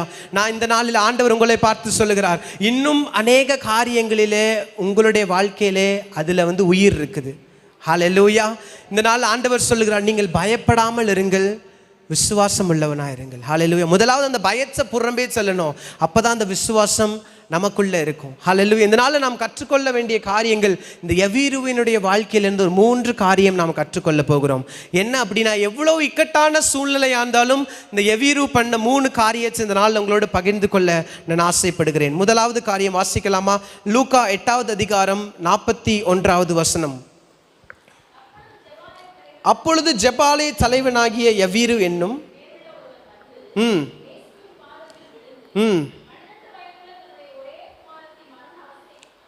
போதும் அதோட. ஹல்லேலூயா. முதலாவது காரியம் எவீரு பண்ணது, அவருடைய பாதத்தில் விழுந்தான். ஹல்லேலூயா. எவீருவை குறித்து சொல்லப்பட்டிருக்கு, அவன் ஜெப ஆலய தலைவன். நேற்று அதை குறித்து நான் வாசித்து கொண்டிருக்க, ஜெபாலய தலைவனா நிறைய கூட்டங்களை ஒழுங்கு செய்கிறது, ஆராதனைக்கான காரியங்களை ஏற்பாடு செய்கிறது. அப்போ எவீரு என்ன பண்ணியிருப்பான், ஜெபித்து பார்த்துருப்பான் வீட்டில். ஆனாலும் அவனுக்கு ஒரு சத்தம் கேட்டிருக்கும், இந்த மாதிரி ஒரு இயேசுவானவர் வருகிறார், அவர் அநேக அற்புதங்களையும் அடையாளங்களையும் ஜனங்கள் மத்தியில் செய்து கொண்டு வருகிறார்னு இந்த எவீருக்கு ஒரு ஆசை. ஆண்டவர்கிட்ட போனால் என்னுடைய வாழ்க்கை மாறும், என்னுடைய மகளும் உயிர் பெறுவாள்னு சொல்லி ஆண்டவருடைய பாதத்தில் முதலாவது விழுகிறான். இதனால் நம்ம நெருக்கப்படுகிற பொழுது அநேக சூழ்நிலைகளை நாம் எந்த இடத்துல போய் விழுகிறோம்? மனிதர்களுடைய பாதத்திலா, ஆண்டவருடைய பாதத்திலா? ஆனால் அந்த எவீருடைய வாழ்க்கையில பார்த்தோன்னா, அந்த இக்கட்டான சூழ்நிலை வந்தோடனே விரைந்து ஓடுகிறான். சுற்றி இருக்கிற ஜனங்களை பார்க்கல, ஆண்டவரை சுற்றி. அதுக்கு முன்பான வசனம் வாசிங்கன்னா, அவரை சந்தோஷத்தோடு வரவேற்க அநேக ஜனங்கள் இருக்கிறாங்க. அந்த சூழ்நிலை அவன் போய் வேகமாக அவருடைய பாதத்தில் கண்ணீரோடு விழுகிறான். ஆண்டவரே, என்னுடைய மகள் மரிக்கிற மரண வேதனையாக இருக்கிற ஆண்டவரே, நீங்கள் தான் ஏதாவது செய்யணும்னு சொல்லி ஆண்டவருடைய பாதத்தில் விரைந்து செல்லுகிறார். நம்முடைய வாழ்க்கையில் முதலாவது காரியம், எம்பேற்பட்ட சூழ்நிலையாக இருந்தாலும் அவருடைய பாதத்தில் விழுகிறவர்களாக நாம் இருக்க வேண்டும். ஹல்லேலூயா. அப்படி விழும்போது அவர் எல்லா காரியத்தையும் அவர் உயிர்ப்பிக்க அவர் வல்லவராக இருக்கிறார். இதே போல ஒரு சூழ்நிலை தான் யோவான் எழுதின சுவிசேஷ புஸ்தகத்தில் பார்க்கலாம். 11வது அதிகாரம் 32வது வசனத்தை வாசிக்க கேட்கிறேன். Thank you, Jesus. இயேசு இருந்த இடத்தில் மரியாள் வந்து அவரை கண்டவுடனே அவர் பாதத்தில் விழுந்து அவர் பாதத்தில் விழுந்தாள். ஹல்லேலூயா. இந்த சங்கதியும் நம்ம அநேகர் கேள்விப்பட்டிருப்போம். லாசரு உடைய வீட்டிற்கு ஆண்டவர் செல்லுகிறார். எப்படின்னா, லாசரு இறந்து 4 நாட்கள் ஆகிவிட்டது.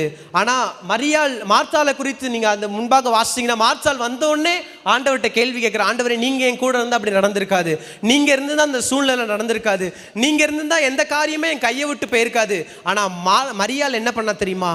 வந்த உடனே அவருடைய பாதத்தில் விழுந்தா. எப்படிப்பட்ட ஒரு மகளா இருக்கா பார்த்தீங்களா? அதே மரியாள் தான் முன்பாக பார்த்தீங்கன்னா அவருடைய பாதத்தில் அமர்ந்திருந்தா. எப்போ மார்த்தாள் அநேக காரியங்களை குறித்து கவலைப்படும் போதோ, அப்போ எப்பொழுதெல்லாம் அவர் பாதத்தில் இருக்கணும்னா, சூழ்நிலை நல்லா இருந்தாலும் சூழ்நிலை நல்லா இல்லைனாலும் அவருடைய பாதத்திலே அமர்ந்திருக்கணும். ஹல்லேலூயா. ஏன்னா அவர் ஒருத்தர் மாத்திரம்தான் நம்மை தேற்ற முடியும், அவர் ஒருத்தர் மாத்திரம்தான் நம்மை பலப்படுத்த முடியும். மரியாள் பார்த்தீங்கன்னா வந்த உடனே ஆண்டவர்கிட்ட போய் புலம்பல. அதுக்கு அடுத்து தான் சொல்கிறான், ஆண்டவரே நீர் எங்களோடு இருந்திருப்பீர், ஆனால் என் சகோதரன் என்ன பண்ணியிருக்க மாட்டான், மரித்திருக்க மாட்டான். ஆண்டவரே நீங்கள் என் கூட இருந்தோம். நம்ம அநேக நேரத்தில் ஜெபத்தில் போய் ஒரேடியாக புலம்புறது, ஆண்டவரே நீங்கள் இன்னும் செய்யலையா, ஆண்டவரே நீங்கள் இன்னும் செய்யலையா. ஆண்டவரே, அவரை நாம் அநேக நேரத்தில் நாம் வருத்தப்படுத்தி கொண்டிருக்கிறோம். ஆனால் அவர் அது எதிர்பார்க்கிறது அது இல்லை. அவருடைய பாதத்தில் நீங்கள் நித்தம் அமர்ந்திருங்க, உங்களுக்கானது அவர் செய்து கொண்டே இருப்பார். ஹல்லேலூயா. நம்ம பயப்படாமல் விசுவாசம் உள்ளவரா, என் தேவன் சகலத்தையும் எனக்கு நேர்த்தியாய் அதினதின் காலத்தில் செய்வார்னு சொல்லி நீங்கள் விசுவாசமாக இருந்து பாருங்கள். அவர் ஒரு நாளும் உங்கள் கண்ணீரை துருத்தியில் எடுத்து வைக்கிற தேவன் ஒரு நாள் நம்மை கைவிட மாட்டார். ஹல்லேலூயா. அப்போ ஏன் ஆண்டவர் சில சூழ்நிலைகளிலே அவருடைய பாதத்தில் நம்ம அமர்ந்திருக்க வைக்கிறார் என்றால், முதலாவது காரியம் அவர் கூட இருந்து நம்மை தாங்குகிறதை உணர வைக்கிறதற்காக.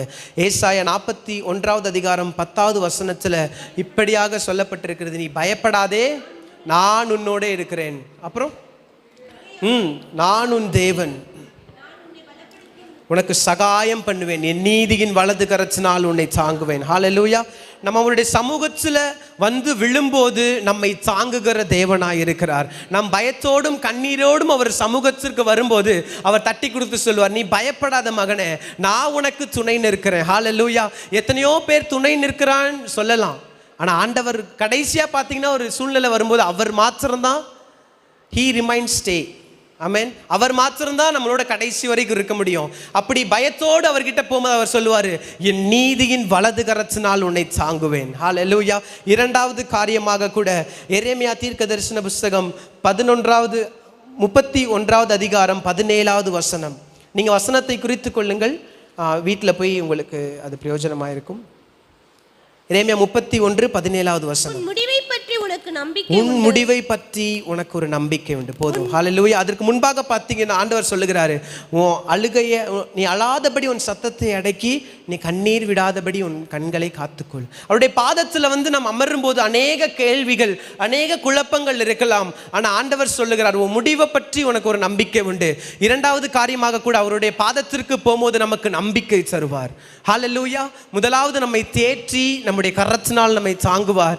இரண்டாவது காரியம் நமக்கு ஒரு நம்பிக்கை தருவார்.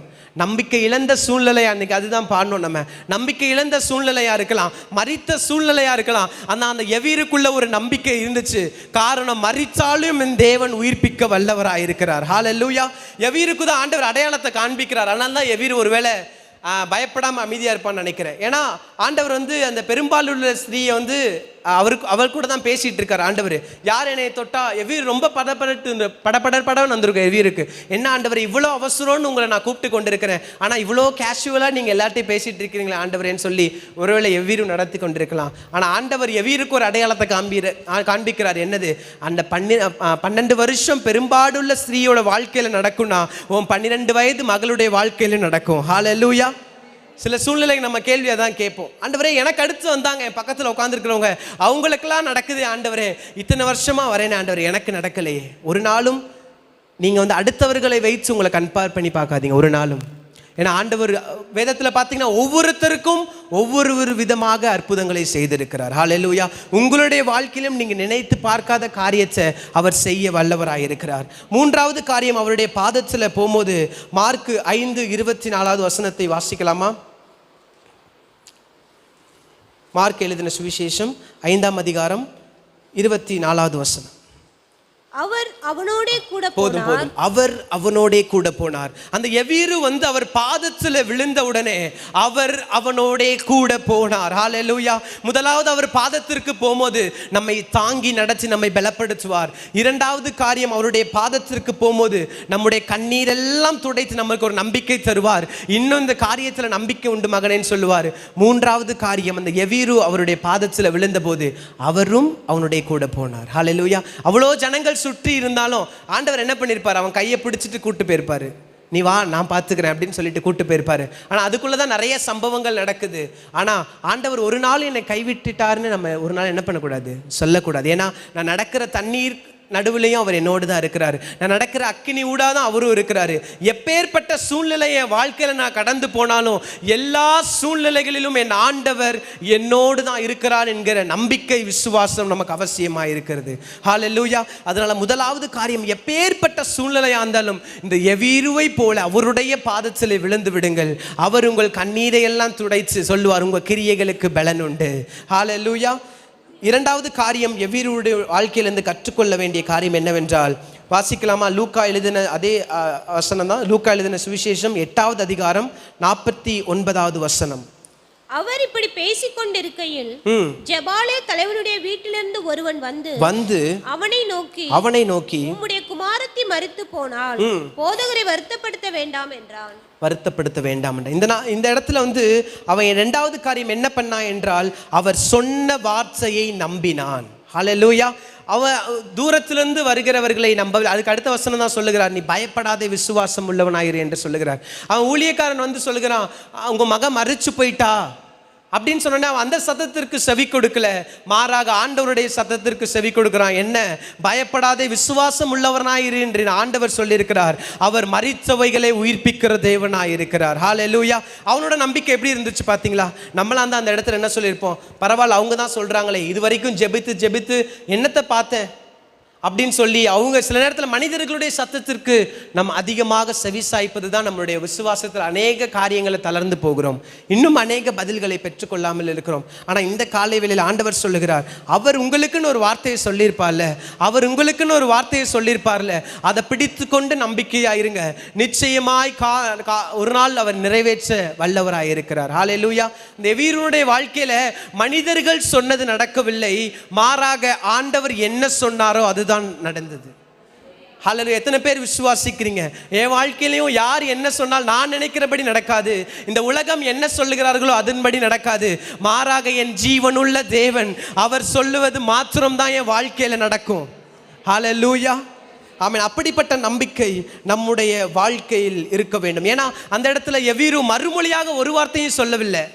ஆண்டவர் சொல்றப்போ எதிர்த்து சொல்லியிருக்கலாம்ல, பயப்படாதே விசுவாசம் உள்ளவனாயிருன்னு சொன்ன நம்ம சொல்லியிருக்கலாம். நம்மளால தானே சொல்லியிருப்போம்.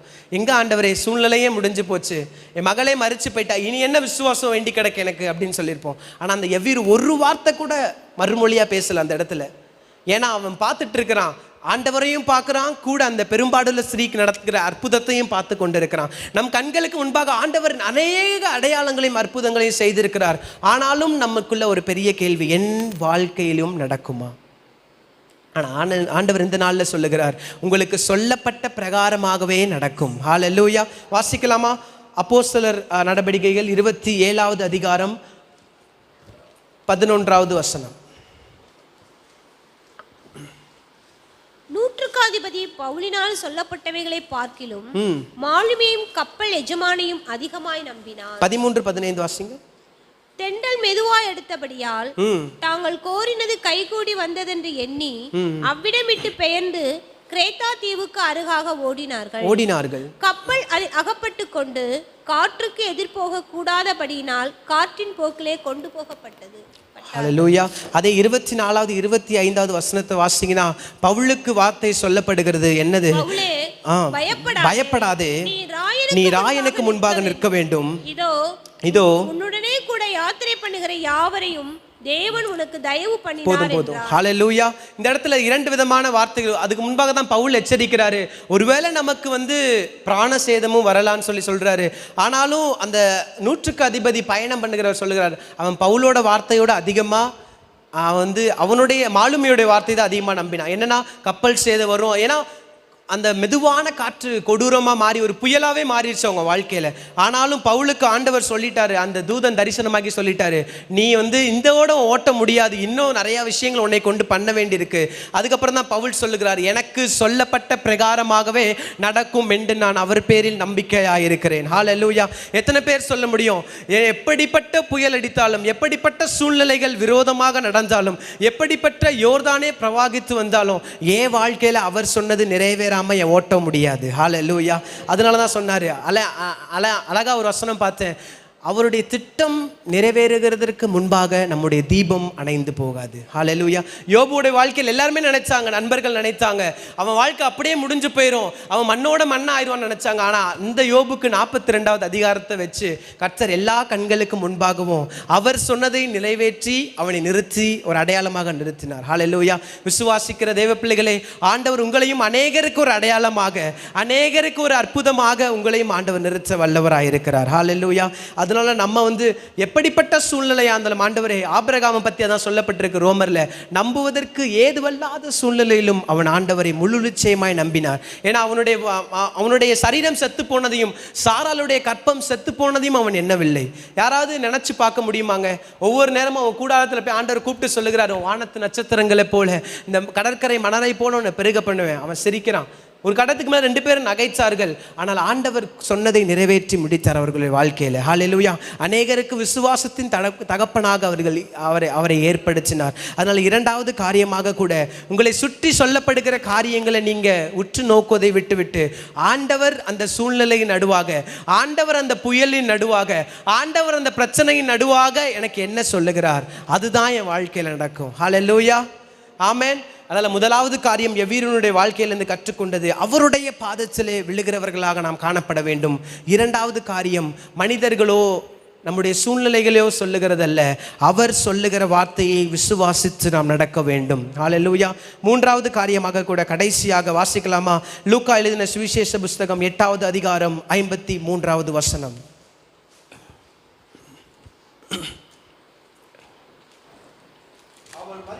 அவள் மரித்து போனாள் என்று அவர்கள் அறிந்ததினால் அவரை பார்த்து நகைச்சார்கள். அப்ப சுற்றி இருக்கிறவர்களுக்கு தெரியுது, நம்மை சுற்றி இருக்கிறவர்களுக்கு எல்லாமே முடிஞ்சு போச்சு.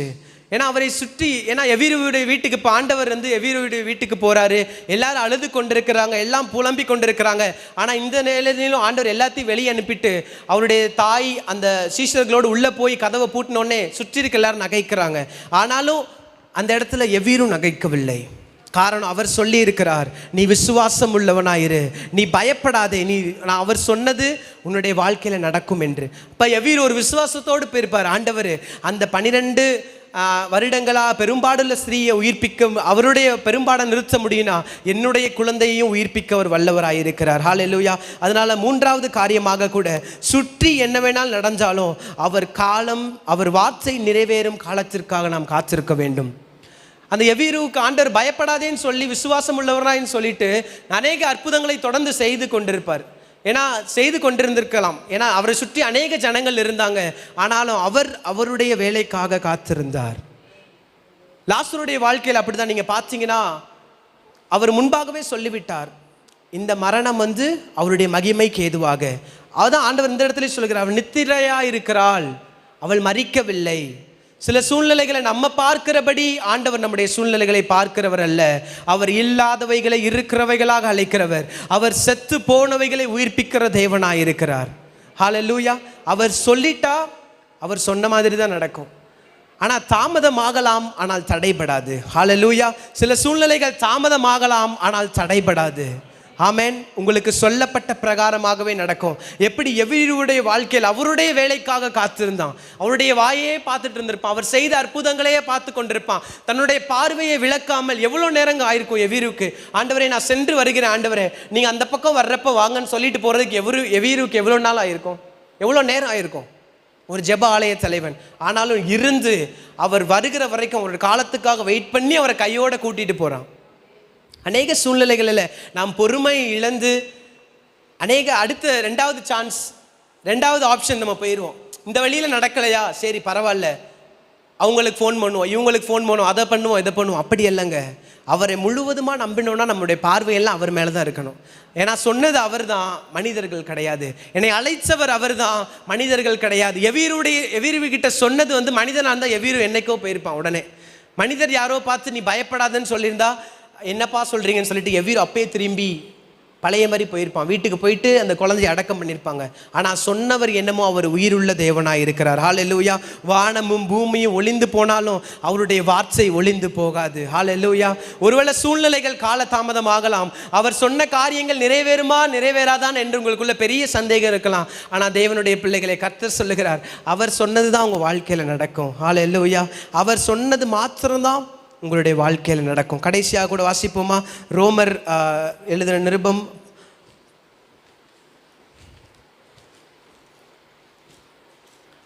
14வது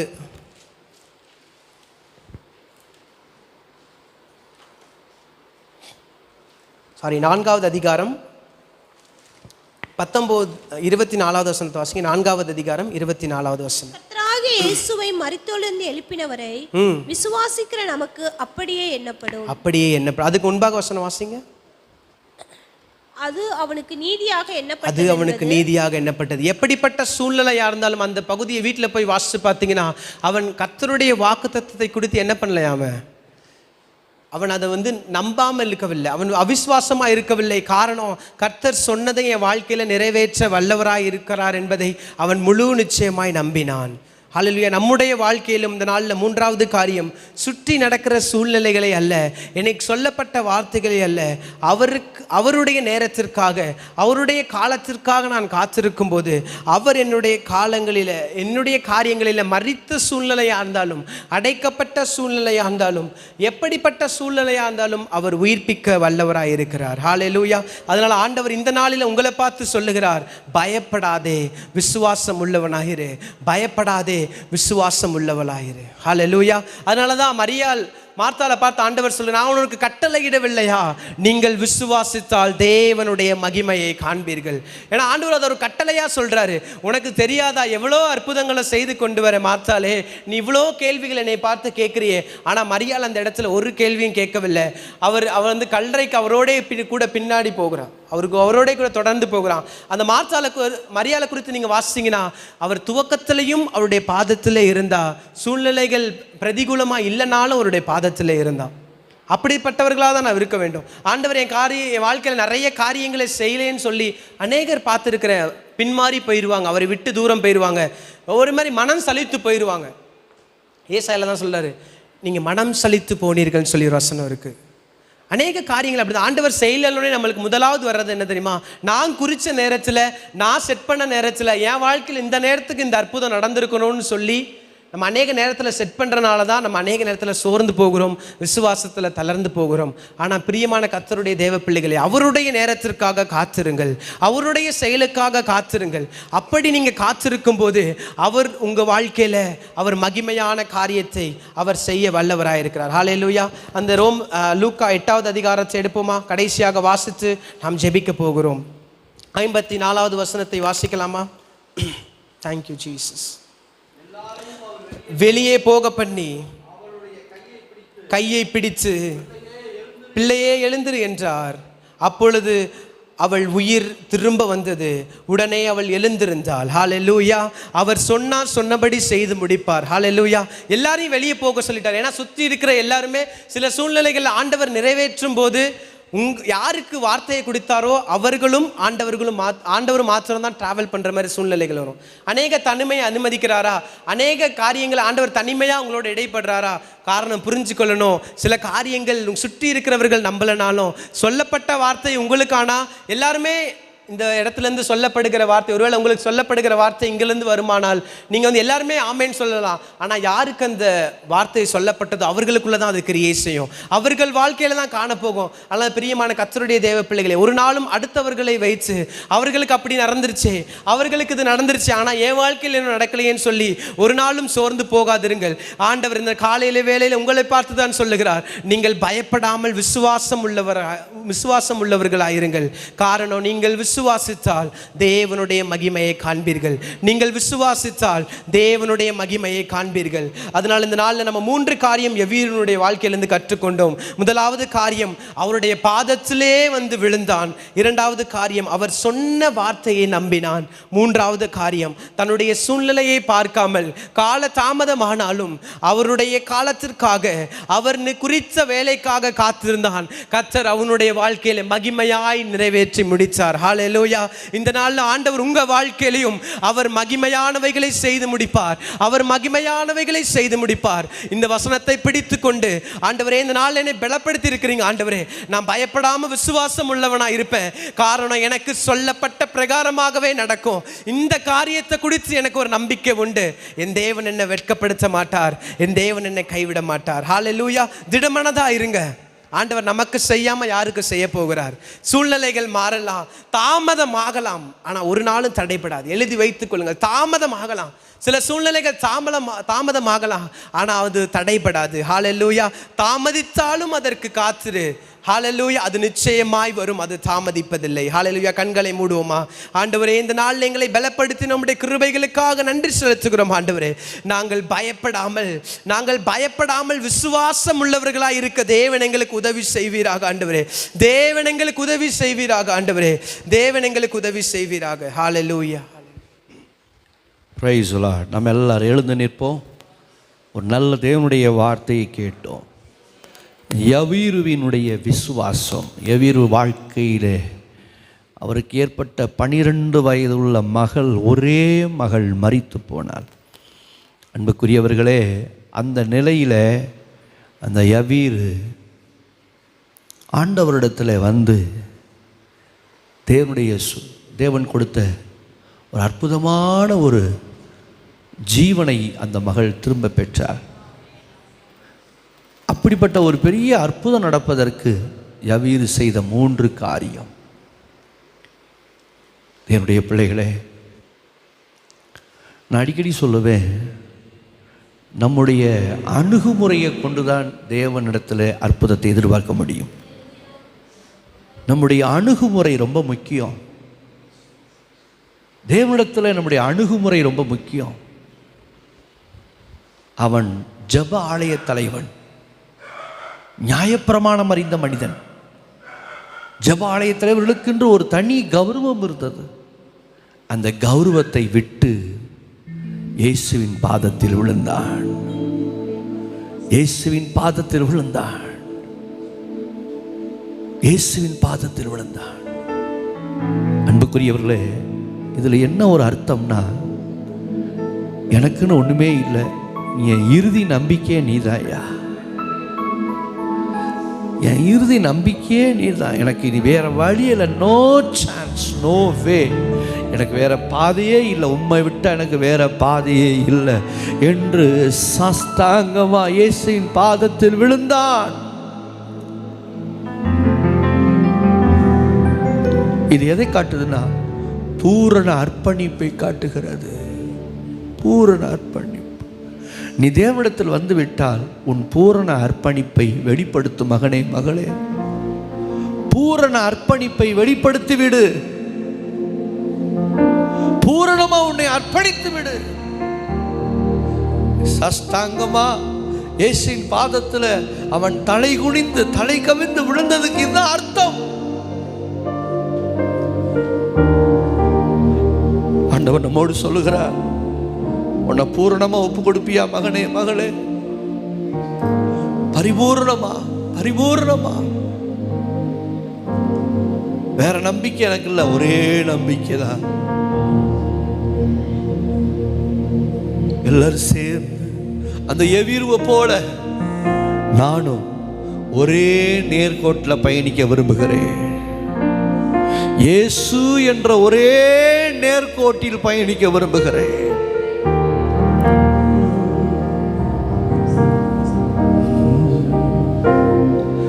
இயேசு போதுமே, இயேசு போதுமே, எந்த நாளிலுமே எண்ணிலையிலுமே எந்த வாழ்வினிலே இயேசு போதுமே. மனிதர் என்னை கைவிட்டாலும் மாமிசம் அழுகி நாரிட்டாலும் ஐஸ்வர்யம் யாவும் அழிந்திட்டாலும் ஆகாதவன் என்று தள்ளிவிட்டாலும் இயேசு போதுமே, போதுமே, இயேசு போதுமே, போதுமே. எந்த நாளிலுமே எந்நிலையிலுமே எந்த வாழ்வினிலே இயேசு போதுமே. இதான் யவீருடைய விசுவாசம். இயேசு போதும். நான் இயேசுவின் பாதத்தில் விழுந்து விட்டேன். இன்னைக்கு நம்முடைய வாழ்க்கையில் எத்தனையோ பிரச்சனை மேல வரலாம். ஆனா இயேசுவின் பாதத்தில் விழ கத்துக்கிட்டவனுக்கு அந்த பிரச்சனை ஒரு நாளும் அவனை சவமாக்கி விடாது. இயேசுவின் பாதத்தில் விழ கத்துக்கிட்டவனுடைய வாழ்க்கை விழுந்து போகாது. இயேசுவின் பாதத்தில் விழ கற்றுக்கொண்டனுடைய வாழ்வு விழுந்து போகாது. சபையே, இதுல ஒரு நல்ல ஒரு தெளிவு நமக்கு இருக்கட்டும். எவ்வளவு பிரச்சனை வரலாம், போராட்டம் வரலாம், கடல் கொந்தளிக்கலாம், எதிர்காற்று வீசலாம். ஆனால் இயேசுவின் பாதத்தில் விழ கத்துக்கிட்டோம், விழ கத்துக்கிட்டோம், உங்க ஜீவனுக்கு கேடு வராது, நம்ம ஜீவனுக்கு கேடு வராது. காரணம், அழைத்தவர் உண்மையுள்ளவர். அவர் அழைத்தவர் உண்மையுள்ளவர். அவர் ஒருவரே நித்திய சக்கராதிபதி. அவர் ஒருவரே நித்திய தேவன். அவர் ஒருவரே சதா காலங்களிலும் வாசம் பண்ணுகிறவர். அவர் ஒருவரே நித்திய பிதா. அவர் ஒருவரே ஒருவரே ஒருவரே ஒருவரே.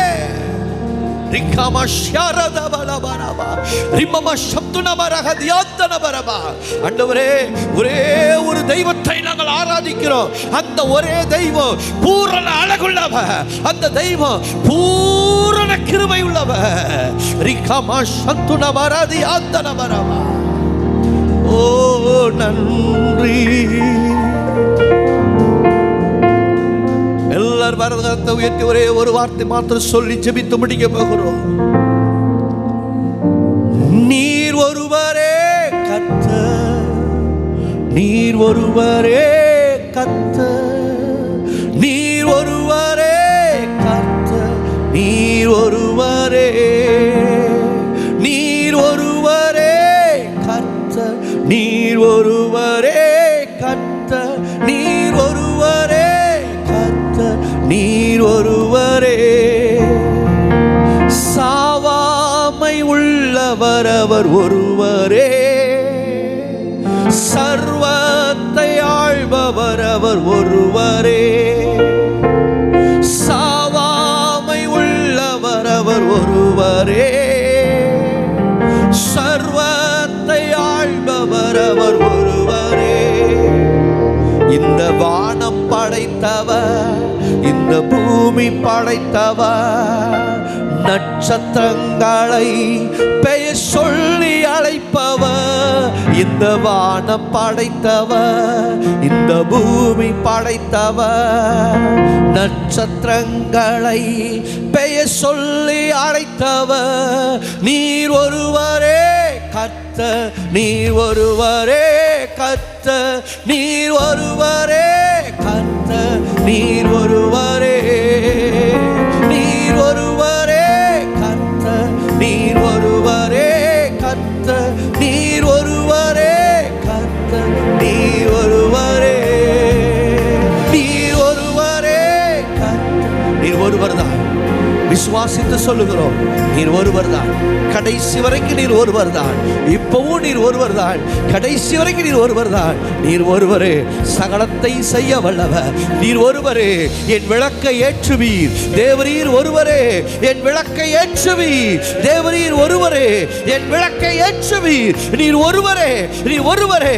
காரணம், உம்மிடத்திலே நான் சாஸ்தாங்கமாய் விழுந்து விட்டேன், உம்மை பணிந்து விட்டேன். நன்றி ஆண்டவரே, நன்றி ஆண்டவரே. யவீருவை போல இயேசுவின் பாதத்தில் விழ நாங்களும் கற்றுக்கொண்டோம். ஆண்டவரே, இந்த வார்த்தையின்படி எங்களை நீர் நடத்தும் சாமி. வாழ்க்கையில போராட்டம் உண்டு, வாழ்க்கையில எதிர்நீச்சல் உண்டு, எதிர்காற்று உண்டு. ஆயினும் எல்லாம் வந்தாலும் இயேசுவின் பாதத்தில் விழ கற்றுக்கிட்டோம்னா எதுவும் எங்களை மேற்கொள்ளாது, எதுவும் எங்களை மேற்கொள்ளாது. எனவே நானும் சபையாரும் இப்படிப்பட்ட ஒரு தீர்மானத்தை எடுத்து இயேசுவின் பாதத்தில் நாங்கள் அர்ப்பணிக்கிறோம். உடைய பிள்ளைகள் ஒவ்வொரு நாளும் இப்படிப்பட்ட முறையில் யவீருவை போல இயேசுவின் பாதத்தில் விழுந்து கிடக்க கிருபைதாரும், கிருபைதாரும். ஆண்டவரே, விழுந்து கிடக்க கிருபைதாரும். எலியா சொன்னது போல கிட்ட வர கிருபைதாரும். இயேசுவின் அருகில் கிட்ட வருவதற்கு கிருபைதாரும். நாங்கள் எங்கேயும் போகாம ஆண்டவரே உங்களுடைய பக்கத்தில் வர எங்களுக்கு கிருபைதாரும், எங்களுக்கு கிருபைதாரும். வசனத்தை கேட்டபோது பிள்ளைகளை ஆசீர்வதிக்கணும். வசனத்தை பகிர்ந்து கொடுத்து ஆண்டவரே எபினேஸ்வருக்காக ஜெபிக்கிறேன். இன்னும் கிருபைகளை தாரும், இன்னும் பயன்படுத்தும், இன்னும் பிரயோஜனப்படுத்தும். தேவன் ஆண்டவரே எபினேஸ்வர் மேலே இருக்கிற அபிஷேகத்தை ரெட்டிப்பாக்கும். தேவனுடைய இரக்கம் அவன் மேல் அபரிதமாய் இருக்கட்டும். தொடர்ந்து பிரயோஜனப்படுத்தும். ஒவ்வொருவரையும் இந்த சபையில் அநேக ஊழியர்களை எழுப்பும். இந்த சபையில் ஊழியர்களை எழுப்பும். கர்த்தருக்காக தன் ஆவி ஆத்மா சரீரத்தை அர்ப்பணம் பண்ணுகிற ஊழியர்கள் எழும்பற்றும். ஆண்டவரே, அறுவடை மிகுதி, ஆட்களோ குறைவு. அந்த அழைப்பின் குரலுக்கு கீழ்ப்படிந்து அநேகர் தங்களை அர்ப்பணிக்க முன்வரட்டும். கரத்தில் ஒப்பு கொடுக்கிறோம் இயேசுவின் நாமத்தில் பிதாவே.